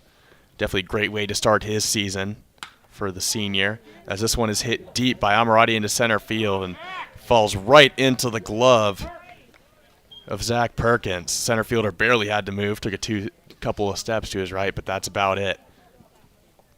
Right fielder So the first out is on the board. Thigpen having his job made a little bit easier by his infielders and outfielders, as it's been all day long. And now Keystone will go back to the top of their lineup with Joe Vaquero, the right fielder, up to bat.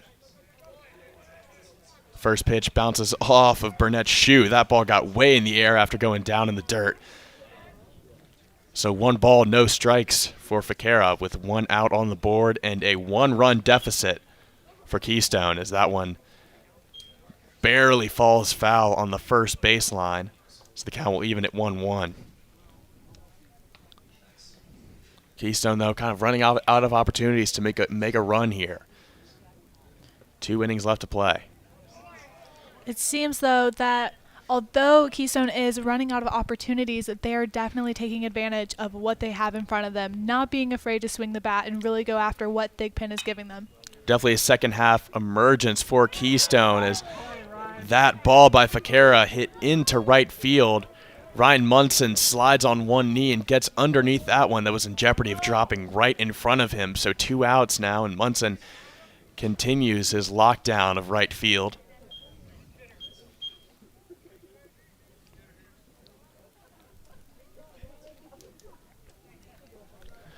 So now a pinch hitter into the game for Keystone, number 52, Brendan Kucharski, the first-year first baseman. If I were the Generals, I would be shaking in my boots a little bit. Kucharski, right under 300 pounds. He definitely looks as if he knows what he's doing with that bat. Got some power. That doesn't seem to faze Thigpen, though, who throws that one straight down the center. For strike 1 of this at-bat, 2 strikes on the board.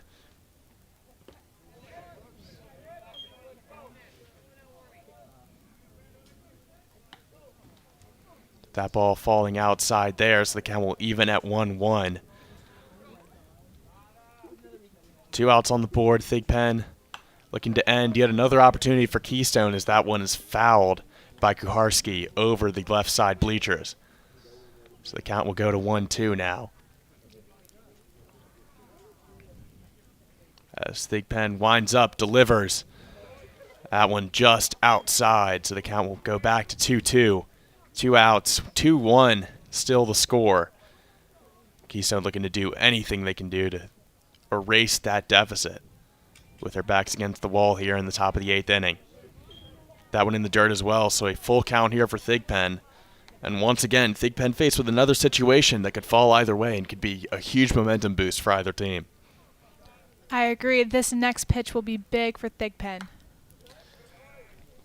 That ball is going to get fouled straight back into the net by Kuharski, so the count will remain at 3-2. Thigpen taking his time here, working slowly and methodically, not interrupting his rhythm.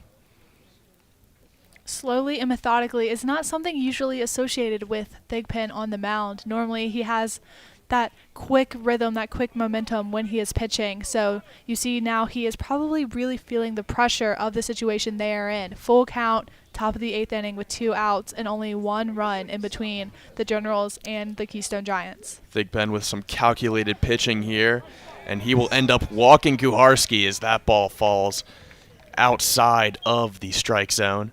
So now 1 runner on for Keystone. Still 2 outs on the board, though, for Thigpen to work with, and we will see what happens with this pitching change as Thigpen's numbers continue to rack up.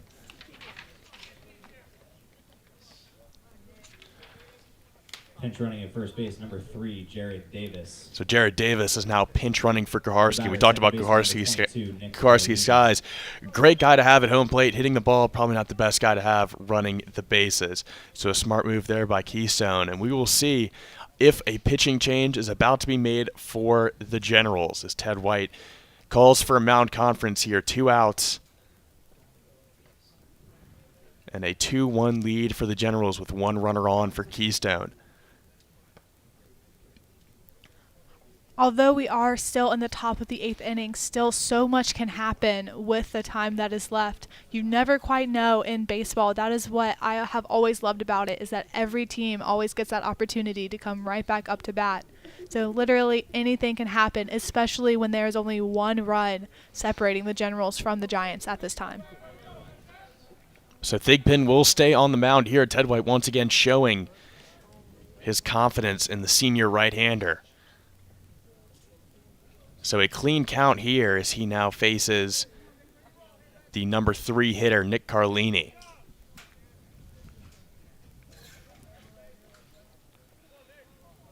And Carlini getting set. And an errant throw there by Burnett as he tried to get it over to Gazin at second base.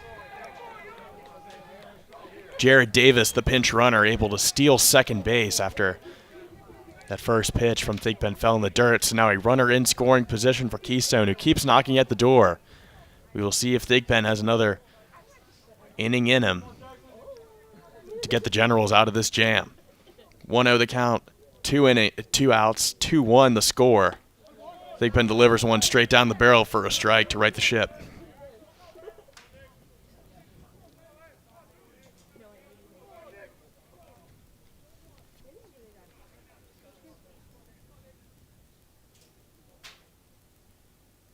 Thigpen gets set here. Carlini hits this one into the outfield. Going after it is Munson, and the right fielder able to make the catch for the 3rd out of that inning. So the Generals maintain their lead and once again shut down Keystone. Keystone will have one more opportunity to erase this deficit, but not before the Generals that get their crack at it. And Lily here in the bottom of the 8th inning, Generals need something here despite having the lead. What do you expect to see from Keystone in terms of strategy here? Do you think there's going to be a pitching change, or do you think they will stick with Sean Roberts going in? Initially, I was going to say I thought they would stick with Sean Roberts despite the consistent action in Keystone's bullpen. However, I did just see a coach waving over to the bullpen, so they are making a pitching change here in the bottom of the 8th inning. Now, for the Generals, though, we do have Perkins up to bat with Bulbacelli right behind him, so we have the real meat of the Generals lineup coming up right now. So maybe a pitching change will be in the Generals' favor to be able to take advantage of this new scenery and make something happen here for the Generals to extend their lead. Keystone maybe will be able to rally behind this new pitcher, Sean Perry, the junior, for Keystone.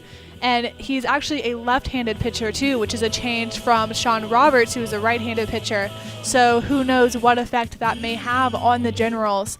But overall, I am pretty optimistic for what the Generals will be able to do, especially seeing who is up to bat. Sean Perry, also a junior, but the left-hander, and he will have a tough task to face as he hits the meat of this Generals batting order. Here in the bottom of the 8th inning, the Generals with a chance here to put the nail in the coffin for Keystone and make their top of the 9th even harder in terms of a comeback. Sean Perry, the pitcher for Keystone now. He is looming at 6'7", so you can expect some major power coming from him as he takes a step and is halfway to home plate anyway. So this is definitely going to be a challenge and definitely something different for the Generals. However, based on their aggression and how smart that they have been playing all game long, I think that the Generals will be able to handle it. The Generals, a strong chance here to make a run here in the bottom of the 8th inning as their 2, 3, and 4 batters are due up. Zach Perkins will be leading things off, the freshman that has been a very integral part of this Generals batting order and this Generals offensive attack thus far today. So Sean Perry will have a lot to handle here as Keystone looks to keep this lead at just 1 run and make things a little bit easier for them in the top of the 9th inning. 8th inning for the Generals, the center fielder, number 4, Zach Perkins. And Crawford, in addition to the pitching change, it appears that Keystone has also changed out their catcher for senior Ryan Callahan as well. So I'm interested to see how this duo works to keep the Generals at bay.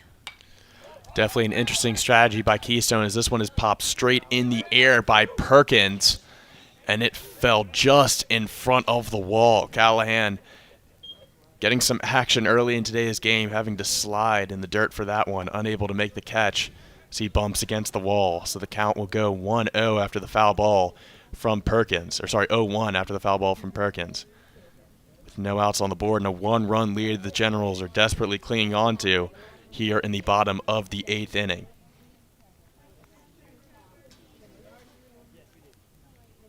Perry, the left-hander, getting set on the mound. His pitch is going to be above the strike zone there for ball 1, so 1-1 count.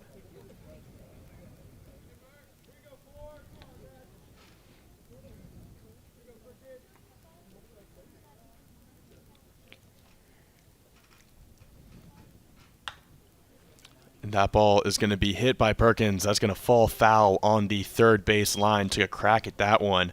So the count will now go 1-2. And Perry with an advantage in the first batter he's faced. Perkins seems to be right on those pitches, though.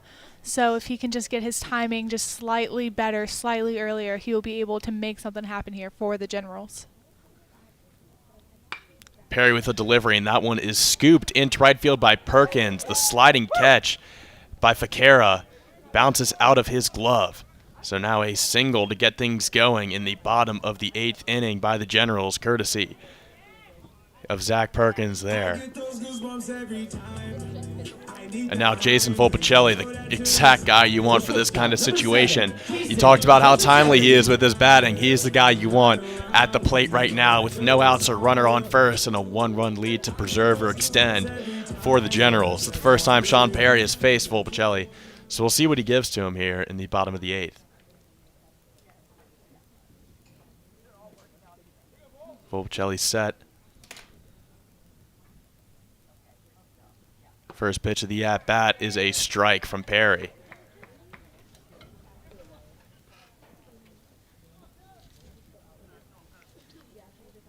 I'm interested to see here what strategic moves the Generals may take when it comes to batting when you have someone on first base and maybe trying to advance the runner. Volpicelli hits that one directly into the glove of the third baseman Hadsall, who flips it over to the second baseman Carlini and is able to get Zach Perkins out at second base. It bounced out of his glove for a brief second, eliminating the possibility of a double play. But an out is an out nonetheless, and that prevents a General from getting into scoring position. So now 1 out on the board. Fresh count here for Ryan Munson, the right fielder, who has been holding down his little island in right field all day. And he will look to extend this thing here after Volpicelli took his place at first base with that single.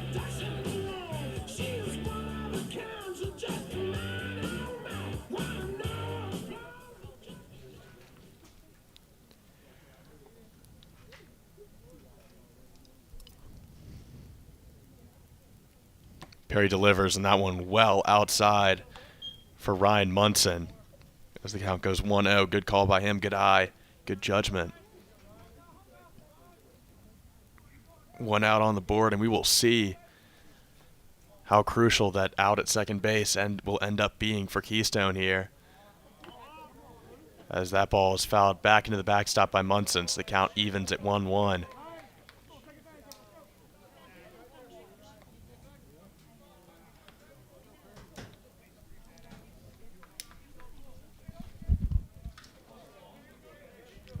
Okay.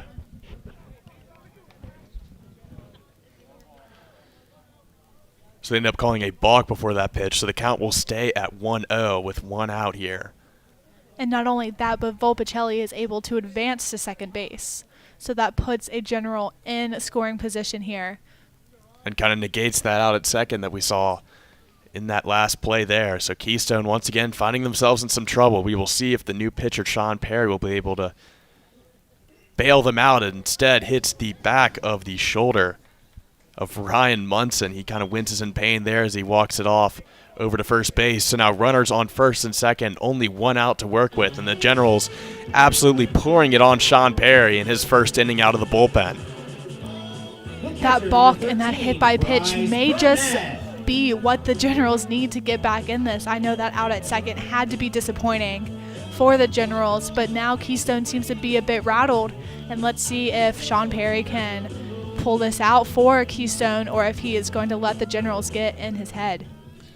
Bryce Burnett, the catcher, now up to bat here with runners on first and second. Volpicelli at second, Munson on first. Burnett gets set. And the first pitch from Perry is going to be low for ball one.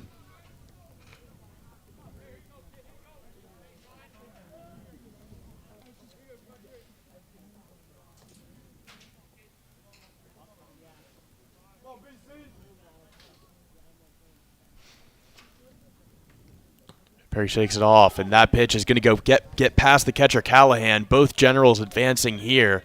And now Munson will be on second base and Volpicelli on third base after the wild pitch that flew way back into the backstop. So now two Generals in scoring position. That is something, Crawford, that you have been discussing this entire game, is how deep the backstop is here at Captain Dick Smith Field. And here, for the sake of the Generals, they got a lucky break right there with Callahan allowing that ball to get past him.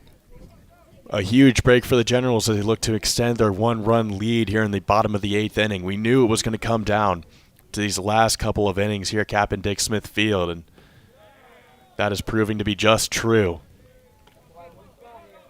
So Burnett still at the plate, that ball in the dirt. 3-0 count, and Perry with a chance now to load the bases for the Generals in an inning where he was looking to shut them down. So now Burnett is taking his place at first base. We're still waiting on clarification for what the call was there. So now runners on first, second, and third. The base is loaded for Luke Seipel, the designated hitter.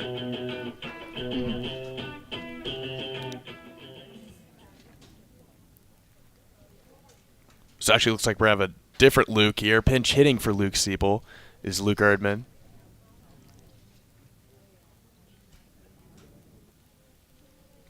The freshman utility player. So the base is loaded. Erdman up to bat, pinch hitting for his fellow Luke on the baseball team.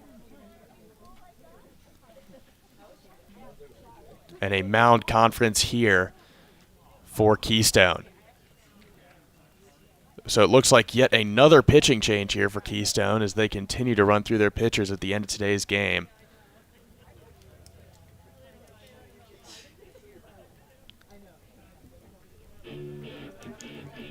So now on the mound for Keystone is Jordan Montez, the sophomore right-handed pitcher. So while he gets his warm-up in, we will take a quick break, and we'll be back with more action here in the bottom of the 8th inning at Captain Dick Smith Field. Jordan Montez.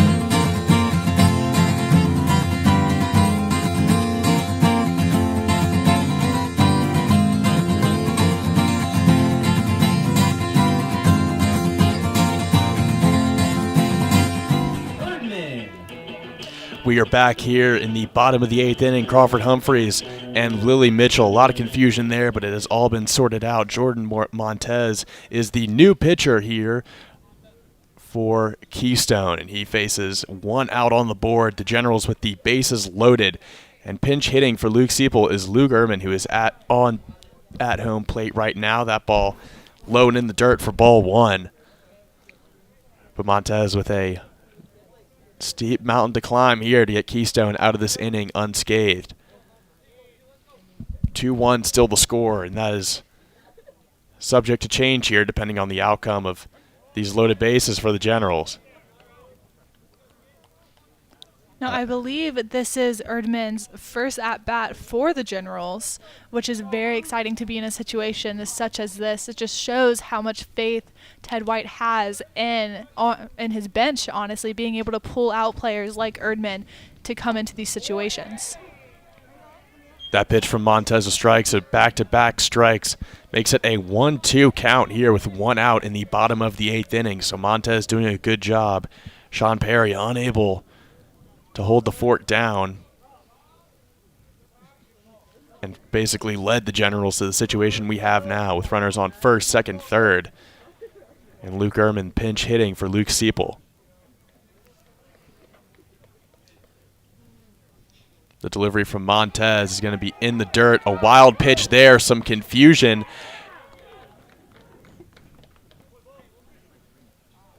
And a runner will score for the Generals.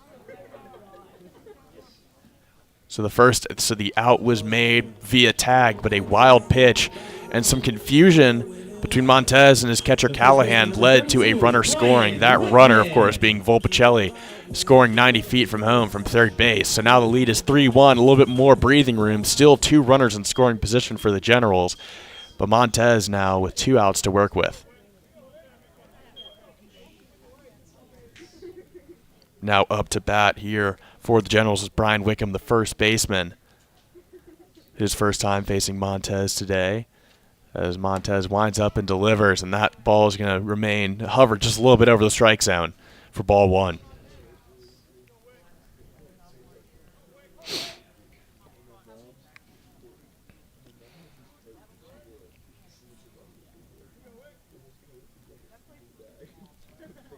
Montez gets set, two runners on, and that ball is going to be popped foul by Brian Wickman over the fence right behind home plate. Hopefully no cars were hurt by that ball.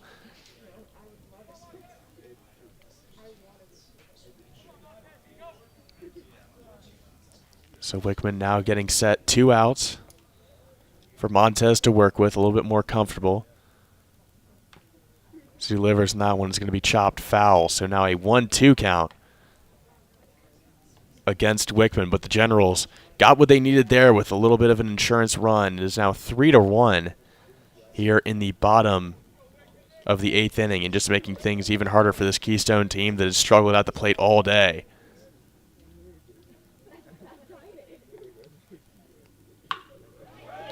That ball is going to be hammered by Wickman. It's going to bounce off the glove of the third baseman Hadsall, and that will empty the bases for the Generals. So the single there by Wickman quite possibly might have put the nail in the coffin for Keystone there. Or excuse me, still a runner on third. Yeah, didn't realize. So just say 1 run will come home. So it's 4-1. Did not empty the bases, but still runners on the corners. Regardless, that is a 3-run lead now against a team that has struggled at the plate, struggled with any sort of offensive production. So regardless of whether it was bases emptying or not, Brian Wickman might have just put the nail in the coffin in this game. That is a hit that Brian Wickman has been waiting for this entire game, being very aggressive at the plate, swinging his bat hard every single time, and finally it paid off for both Wickman and the Generals as they were able to get another run to cross the plate. Chapin Bassey up to bat here for the Generals. He pops this one straight into left field, and it bounces off the glove of the left fielder, Kelly. So an error puts runners on second and third and brings home yet another run for the Generals. So it's now 5-1, a 4-run lead. The Generals piling it on, still 2 outs. That is always so disappointing as an outfielder to have something that you think is literally in the bag pop out of your glove and allowing more runs to score. You know, Keystone is feeling the pressure and definitely feeling rattled now against the Generals, who just keep having everything go in their favor this inning. Generals have gotten plenty of lucky breaks. For Keystone, it's been a matter of inches. So many close plays that could have turned this game around completely. Instead, they now find themselves 4 runs behind the Generals. Up to bat is John Raymond, the left fielder, the bottom, very bottom of this Generals batting order.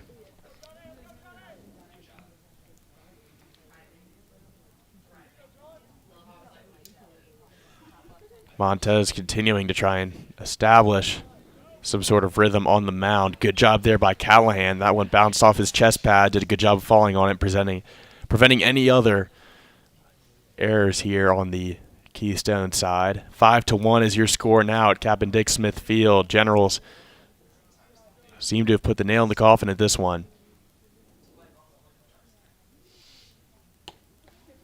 That pitch going to be just outside the strike zone by Montez. So now 3-1 is your count. Or excuse me, 2-1 is your count with 2 outs.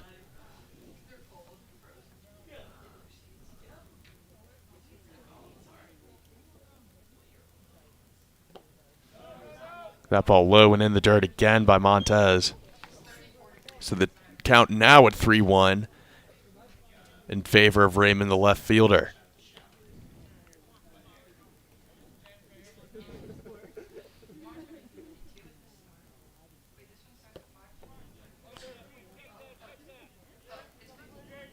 And a walk by Montez there will load the bases. So Raymond will take his spot over at first, or excuse me, it looks like it was actually called strike. So Raymond took off thinking it was a walk. He was on his way to first base. Instead, it will now be a full count, 3-2, 2 outs. So Montez with the chance to end this thing once and for all for Keystone and give them one last chance here in the 9th inning to make a little bit of a comeback. 1 pitch away. Montez is set. His delivery is in the dirt, so it did not matter there. It looked like Raymond had the right idea on that last pitch of taking off towards first base. It ends up being a walk regardless. So once again, the bases are loaded here in the bottom of the 8th inning for the Generals. And guess who's up to bat? Jackson Gazen. Order has turned around, and now the Generals are once again at the top of their order, and Montez will have to face the meat of this lineup. Not the people you want to be facing with 2 outs on the board, but bases loaded in a 4-run lead. The ODAC Player of the Week is definitely the one you want in the box in this moment, just furthering the damage done by the Generals before him. That one for Montez, low. So the count will go 1-0 with 2 outs. Gazen doing a good job of keeping his head up there. Good eye. Not getting too aggressive here with the bases loaded. Montez settled on the mound. Second pitch of this at-bat is belted into center field. Amirati looking to pick that one up. It's bobbled. And so 2 runs will score. And now a potential third coming into home plate. So Gazen will clear the bases for the Generals and make it an 8-1 game with him now standing on second base. Looked like some confusion in the outfield as Amirati and Fakera struggled to get that ball back into the infield. That is a 3-run RBI for Jackson Gazen. For Zach Perkins.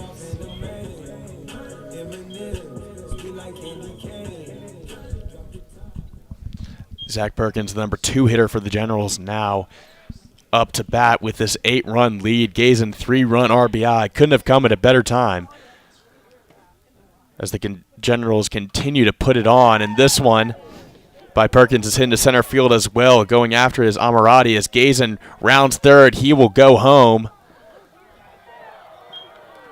And the 7th run of this inning has scored. They tried to throw out Perkins as he rounded first and got into second. Instead, that will be an RBI double. And the score will now be 9-1. 7 runs here in the bottom of the 8th inning. Well, the Generals needed to extend their lead a little bit. They responded, and then some. This is pouring it on here in the bottom of this 8th inning.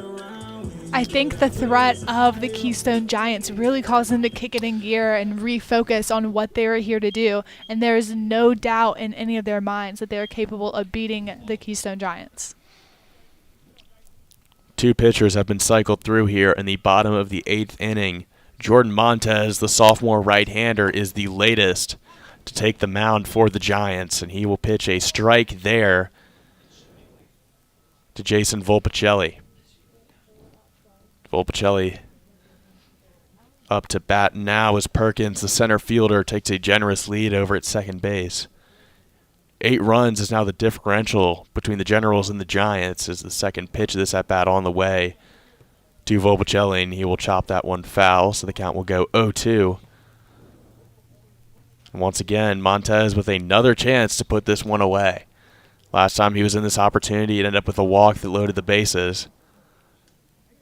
But a chance to right the ship here. 0-2, the count, 2 outs here in the bottom of the 8th inning at Captain Dick Smith Field.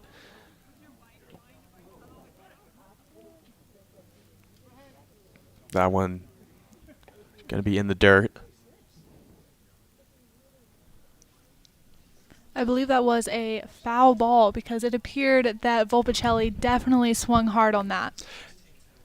Yeah, a little bit of a weird call there. Couldn't hear it make contact with the bat. It looked like it just went straight into the ground, but I guess it nicked just a little bit of it. Enough for the home plate umpire to call that one a foul ball. Montez with the delivery. This one's going to get hit by Volpicelli to the second baseman, Carlini, who flips it over to Goldsberg,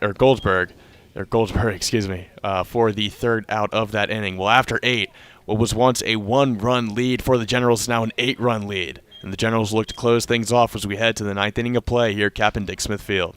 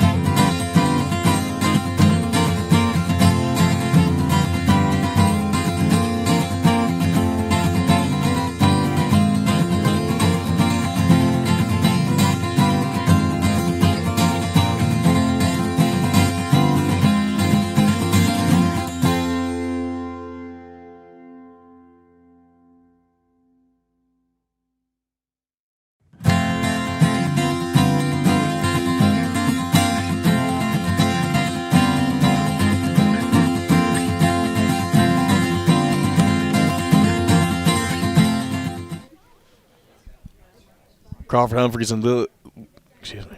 Hi, yes. Yes, Lily Mitchell back here on WLUR All Access, powered by First Team Broadcasting. The Generals opening up an 8-run lead here in the top of the 9th inning, looking to put this one away once and for all. Adam Kelly, the left fielder, the number 4 hitter on this Keystone roster, up to bat. And a new pitcher into the game as well, Lily. Yes, Peyton McCann, the junior from Midlothian, Virginia, has taken the mound. He had quite the solid outing at Averett this past weekend with 3 innings pitched and 4 strikeouts. So I think Ted White is really hoping to see a similar outing out of McCann this evening. McCann with a 2-2 count right now on Adam Kelly as Kelly gets set. McCann delivers, and a swing and a miss, so a strikeout from McCann to open up this 9th inning. He is now 2 outs away from a big win here at home for the Generals in a game where the firepower really exploded late in that last inning, which produced 7 runs after just scoring 2 runs in the 2nd and 3rd innings, respectively.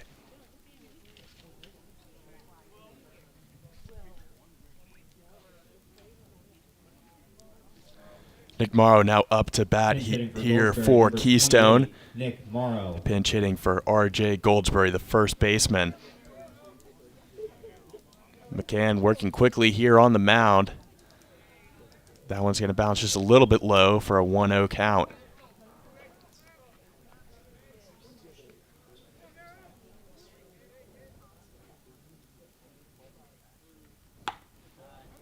Now, one thing you can definitely expect from McCann is a lot of power. He is definitely a pitcher that can make some big moves here for the Generals. However, something he appears to be struggling with, except for now, was making those strikes. However, he did get that one here on Nick Morrow, allowing the count to reach 2-1. Morrow's going to belt that one foul over the left side bleachers, so the count will even at 2-2. 1 out on the board. And the Generals looking to put this thing away.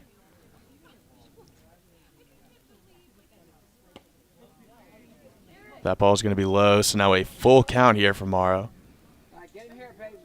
Generals looking to prevent any added drama here in the top of the 9th inning.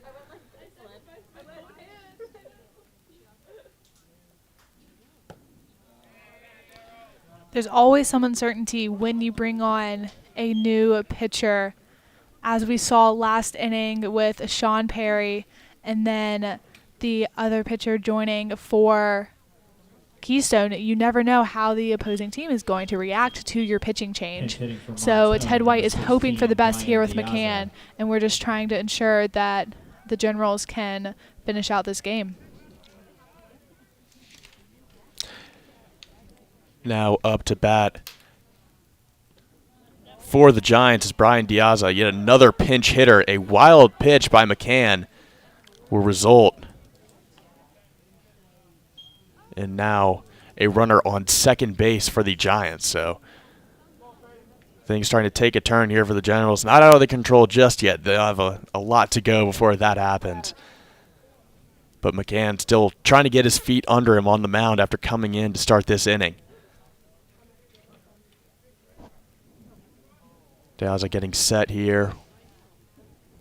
1 out, and the count is 1-0 after the delivery from McCann, which is low.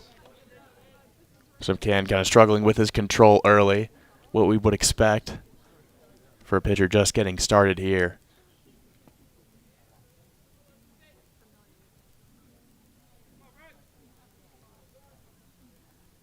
As McCann gets out of it, now steps back in.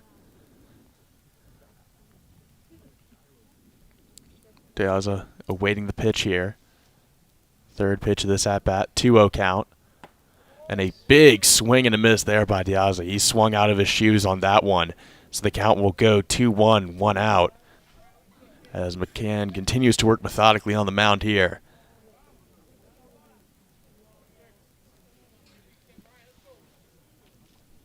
Runner still on second for the Giants. And another strike, that one barely catching the strike zone from McCann. The call in his favor. De Aza doesn't like that one. But 2-2 now the count with 1 out. And McCann with a chance to get himself 1 out closer to a big win here at Captain Dick Smith Field.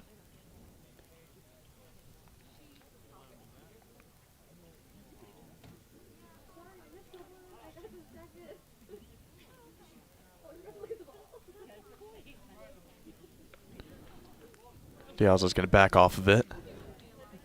Get set back in the box.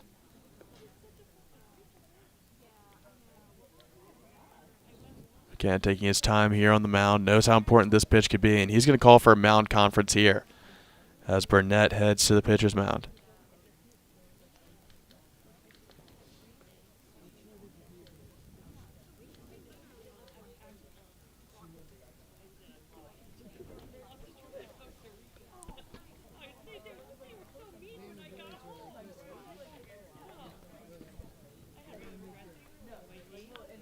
So everything's set here now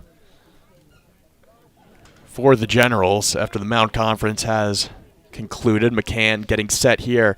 2-2 is the count. That one a little high for McCann. So a full count here. Payoff pitch on the way to De Aza. McCann, pitch on the way. That one going to be inside. Looks like he might have grazed a little bit De Aza's jersey too, so he will take his place over at first base. So now 2 runners on, 1 out, and an 8-run lead for the Generals, who are just looking to close this thing out quickly. No drama.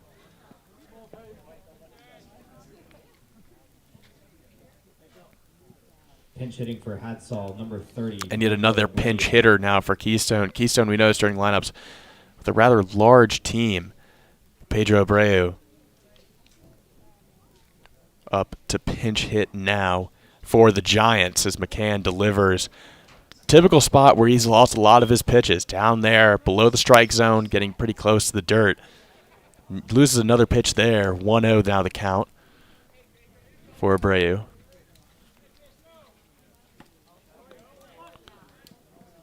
That one rises just a little bit higher and catches the bottom edge of the strike zone for McCann. So the count 1-1, 1 out. 9-1 is your lead here for the Generals.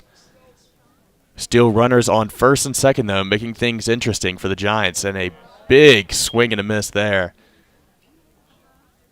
for Abreu to make the count 1-2. So now once again, McCann 1 strike away from getting this crucial second out of the 9th inning. He delivers, and that one's going to be hit fouled on the third baseline. So McCann working pretty slowly through these. Slowly through these batters here, working methodically. Knows the importance of this situation here in the top of the 9th.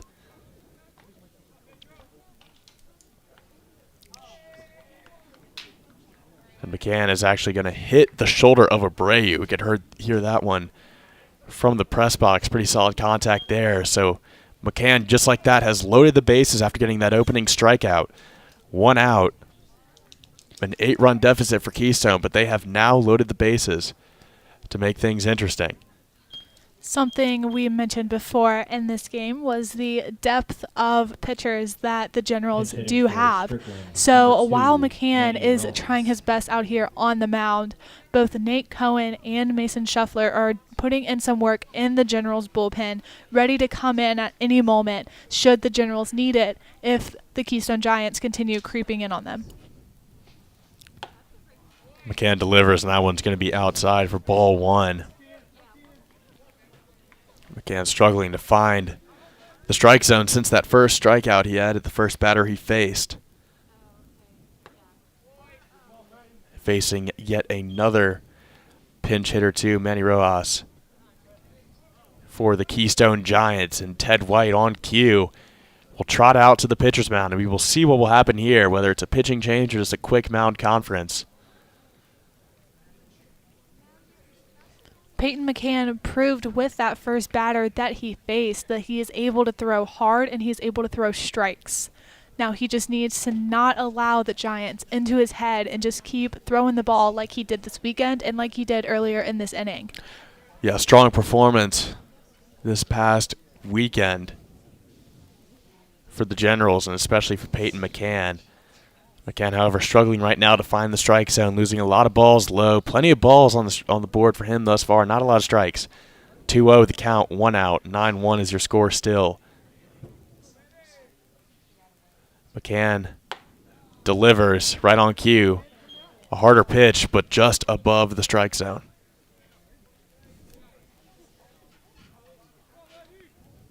McCann already set, getting back to his normal rhythm. That one's perfect for a strike, so the count will go to 3-1 as he tries to battle back here and prevent walking a run in for the Giants. McCann delivers a check swing there, and it will be called a walk, a ball 4. So that will walk a run home for the Giants, who will make this game 9-2. Still a very large run, but the bases remain loaded. And McCann has yet to capitalize in a situation where he has 2 outs on the, 2 strikes on the board. The Generals bullpen were not very happy with that final call. They definitely all thought that that was a strike by McCann, but unfortunately that call just did not go their way. Kind of a 50-50 call there. However, the first pitch of this at-bat is called strike.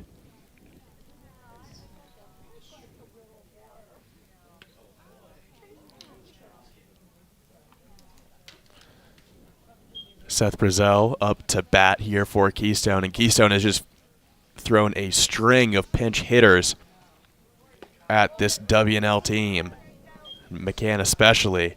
That pitch there called strike, so the count will go 1-2. Golden opportunity here for McCann to put the second out on the board here and get 1 out closer to a win. This one's going to get chopped up towards first base. Going after it is Wickman, who is able to get the out. You know that is a huge sigh of relief for McCann to finally get that second out that has been eluding him after his first batter that he faced. Had to confirm that was Wickman there after a string of pinch hitters on both sides. However, Wickman able to recover that ball. Good job by McCann covering it as well, but his assistance was unnecessary as Wickham was on top of that one. However, a run will score for the Giants, so it'll become a 9-3 ball game. Still 6 runs, 2 runners in scoring position, but now 2 outs on the board, which will make it all the much easier for Peyton McCann here as he winds up and delivers to Joe Ficara at the top of this Giants order. So the count quickly goes 2-0.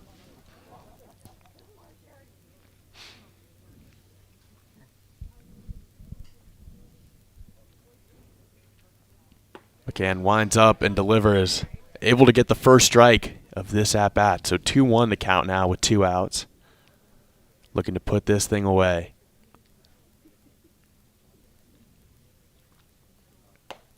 McCann winds up that one just above the strike zone. 50-50 call there, but it will make the count 3-1 in favor of Ficara. That one is going to be hit straight into the net behind home plate. So 3-2 the count, 2 outs, and a big, big payoff pitch here that could end the game for Peyton McCann.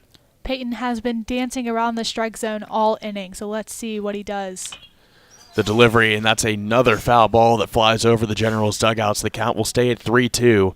McCann gets another shot here at this potential game-ending pitch.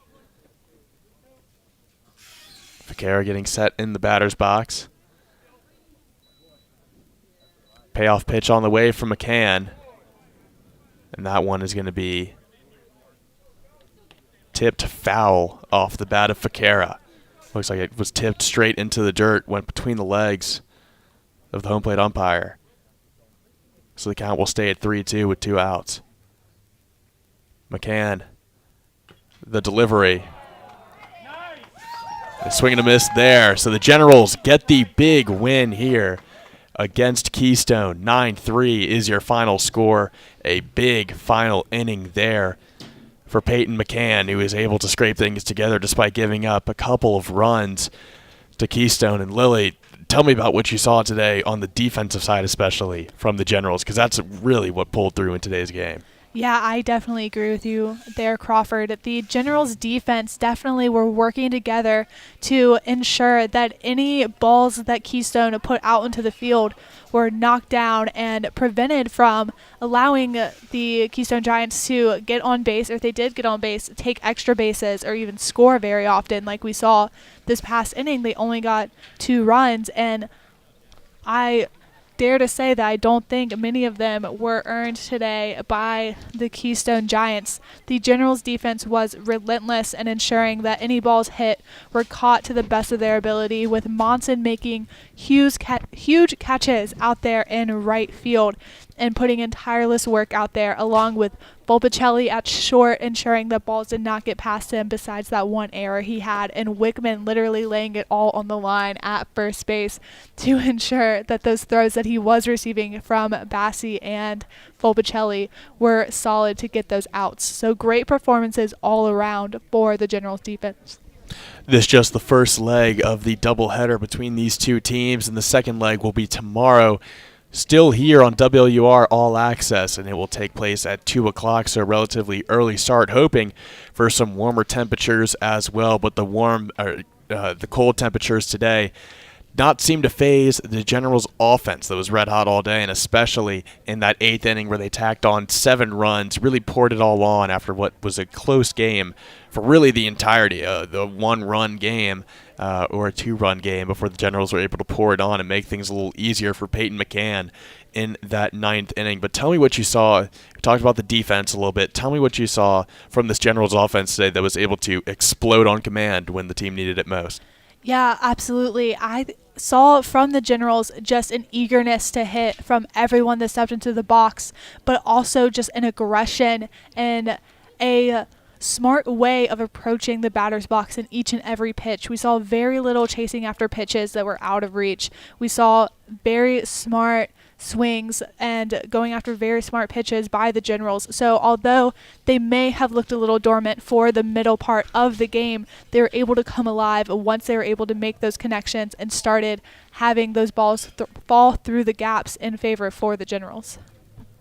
Well, a huge win for the Generals, who improved to 4-0 on their season thus far. This was the first game for Keystone, who will fall to 0-1 on what is still a very young season for both teams. But non-conference games are a perfect time to work with lineups, work with your younger guys, which you saw especially from the Generals, and get things going for what is going to be a very, very exciting ODAC season if the Generals continue to play the way they are playing right now. Of course, as I said earlier, this is the first leg of the doubleheader against Keystone that will kick off Washington and Lee's February break as most students head home.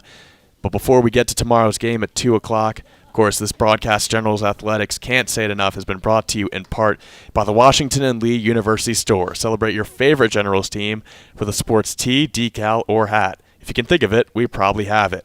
The store is open 7 days a week and is owned and operated by W&L. All proceeds go back to the Washington Lee community, helping to fund athletic, alumni, and student programs. Order online at any time at store.wu.edu, and be sure to follow us on Facebook and Twitter for exclusive online promotions. So the Generals, again, victorious in today's game. 9-3 is your final score. Tune back in to WR All Access tomorrow at 2 o'clock for the first pitch as the Generals take on Keystone and look to sweep this doubleheader. From Crawford Humphreys and Lily Mitchell, we're saying so long here from Captain Dick Smith Field. Good night, everyone.